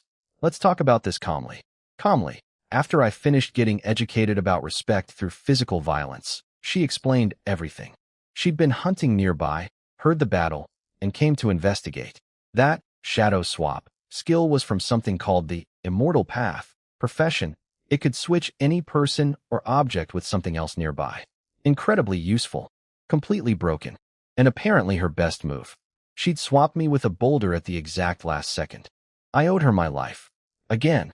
The debt was really piling up. The Myriad Races battlefield is no joke, I said quietly as we rode back toward my territory. First fight against an alien lord, and I nearly died. She was riding one of my centaurs next to me, rolling her eyes so hard they were doing full rotations. How many times did I teach you this? Lords belong in their territory. You're a baby chick who wandered onto a highway. Then she leaned in close with a wicked grin and whispered, So, how was it? How was what? She glanced meaningfully at Sealfini underneath me, then back at me, eyebrows waggling. I froze, then turned bright red. Nothing happened. Sure. But troops don't need affection points like heroes do. There. Available. You're telling me you didn't. I didn't. You can't? Is that the issue? No? I absolutely can. Then why? Stop talking.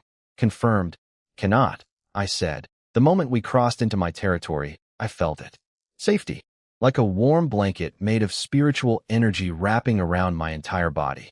If that wolf's attack had hit me here, my territory's power would have shielded me automatically. Lords can channel their domain's spiritual energy for defense. The battlefield was where I was vulnerable. My territory was where I was untouchable. Lesson learned. The hard way. As usual. Ing Shuiwe immediately started criticizing my city layout, like an uninvited interior designer. Why is the Spirit Lake here? Put it near the walls to boost the moat. Spirit Springs should be near the farmland, not floating around randomly. You build a training ground, but no personal guard unit? This is the Myriad Races battlefield. Enemies can sneak in. Wait, enemies can get inside a lord's territory? The textbook says. Her face darkened instantly. That's recent. My family's Ing Shuyan was attacked inside her territory on this very snow plain. If her hero hadn't been standing right there. Ing Shuyan? She's here too. Too? I thought you said you don't know Shuyan. Oh, no. I don't. You've just mentioned her name so many times that it's stuck. That's all. Really? Because I feel like you're hiding something. Me? Hide things. From you? Never. Her eyes narrowed to suspicious slits. I could practically hear the detective music playing in her head. I changed the subject so fast, I almost got conversational whiplash. But she let it go. For now. One near-death experience. One humiliating rescue by my fake girlfriend. One uncomfortable conversation about my love life with centaurs. And one accidental admission that I might know someone I shouldn't.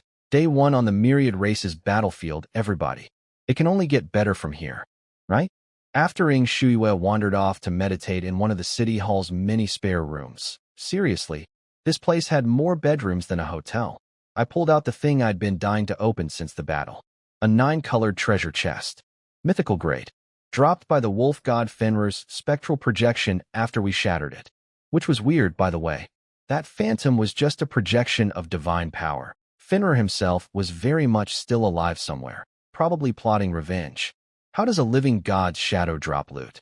The textbooks had nothing on this. Just another mystery in a world that runs on mysterious mysteries. I'd been carrying this chest the entire ride home, practically vibrating with impatience, but someone wouldn't leave my side long enough for me to open it privately. Open. You have opened a mythical 1-star treasure chest. Obtained 111,111,111 gold coins. 111 million gold. I stared at the number. That's it. Don't get me wrong, 100 million is a lot. But a proper mythical chest opening with just gold should give up to 999,999,999. I got barely a ninth of the max. This was clearly a defective chest, probably because the wolf that dropped it was still breathing somewhere. Weird loot from a weird source. Whatever. Money is money. 100 million gold. Let me put that in perspective. My entire trial earnings over 30 days were maybe 15 million total. I just got 7 times that from one cracked box. Quick math time. Population cap at small city, 300,000. Current troops and farmers, 155,000. Remaining slots, 145,000. Cost to fill every slot with epic centaur chieftains through recruitment and synthesis, 17.4 million gold. That's nothing. I still had over 80 million left after that. I checked that Ing Shuiwei was deep in meditation, sprinted to the Lord's heart, and dumped 17.4 million gold into it. All centaurs. Female. Half warriors, half rangers. Go. Golden light. Portal. Horse waterfall. Synthesis chain. Normal to fine to rare to outstanding to epic. 145,000 brand new epic grade centaur chieftains materialized in my city. Total army count, 295,000 epic grade centaur chieftains. Nearly 300,000. At the city stage, most lords are running armies of rare grade troops as their main force. Outstanding grade is considered elite. Nobody has epic as their standard soldier. That's supposed to be kingdom stage stuff. I was playing 2 entire evolution tiers ahead of the curve. Again, the adrenaline from almost dying was still buzzing through my system, which was honestly helpful because it kept me from curling into a ball and reliving those paralyzing final seconds on repeat. Instead, I channeled that energy into shopping. I opened the Endless Snow Plains trading platform, and wow, this was not the trial's cute little marketplace. This was a mega mall of magical goods. Weapons, pills, ores, materials, spirit plants, crops, martial arts books, skill books, endless categories, insane variety, terrifying prices. And all those tier 3 weapons, potions, and spirit meals I used to monopolize, the market was flooded with them. Thousands of sellers, all undercutting each other. My old money-making strategy was officially dead on arrival. Sustainable income. Need to figure that out. I muttered, frowning. But that was a tomorrow problem. Today was a spending problem. I started browsing construction materials. Tier 1 wood, stone, and iron were actually cheaper here than during the trial, and available in absolutely massive quantities. Some sellers had hundreds of thousands of units listed. I bought almost everything. 20 million gold worth of basic materials, vacuumed off the platform like a whale swallowing plankton. My city hall was buried under mountains of raw resources. Then I started synthesizing, grinding everything up to tier 3 2-star grade, which is what I needed for the next territory upgrade. But the real shopping goal was the defensive magic array. After reaching city rank, I'd unlocked the ability to build one. The system offered dozens of array types, but with my water vein system already in place, the choice was obvious, a water attribute array called Ocean Sky Ward. This beauty worked entirely through my existing water network. I just needed to build a bunch of water spirit sky pillars and plant them throughout the system. Once active, they'd project a water element spiritual energy barrier around my entire territory. Since I only had one spirit sea, it would technically be called One Ocean Sky Ward Array. Build more spirit seas? Upgrade to 2 ocean, 3 ocean, and beyond. It could even evolve along 4 extremes and 5 elements, paths for massive defense boosts. And here's the kicker. Even at its weakest configuration, this array could tank hits from Holy Domain creatures. Holy Domain is above King grade. The tier that nearly killed me today would bounce off my walls like a tennis ball. Never. Again. The main building material was water spirit crystals, fancy shimmering stones that every magic array builder needed. I searched the trading platform.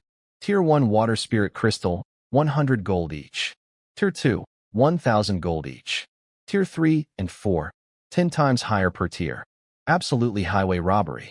These crystals, along with earth, light, fire, and other elemental variants, were the universal building blocks for all defensive arrays. Every lord needed them. Supply was limited. Prices were astronomical. But here's what none of those sellers knew. I had synthesis. While they were spending 1,000 gold per Tier 2 crystal, I could buy a mountain of Tier 1 crystals at 100 each and merge them into whatever tier I needed for a fraction of the cost. I grinned the most villainous grin of my entire life and bought every single Tier 1 water spirit crystal on the entire trading platform. Every last one. Sorry, fellow lords. The crystal store is now closed.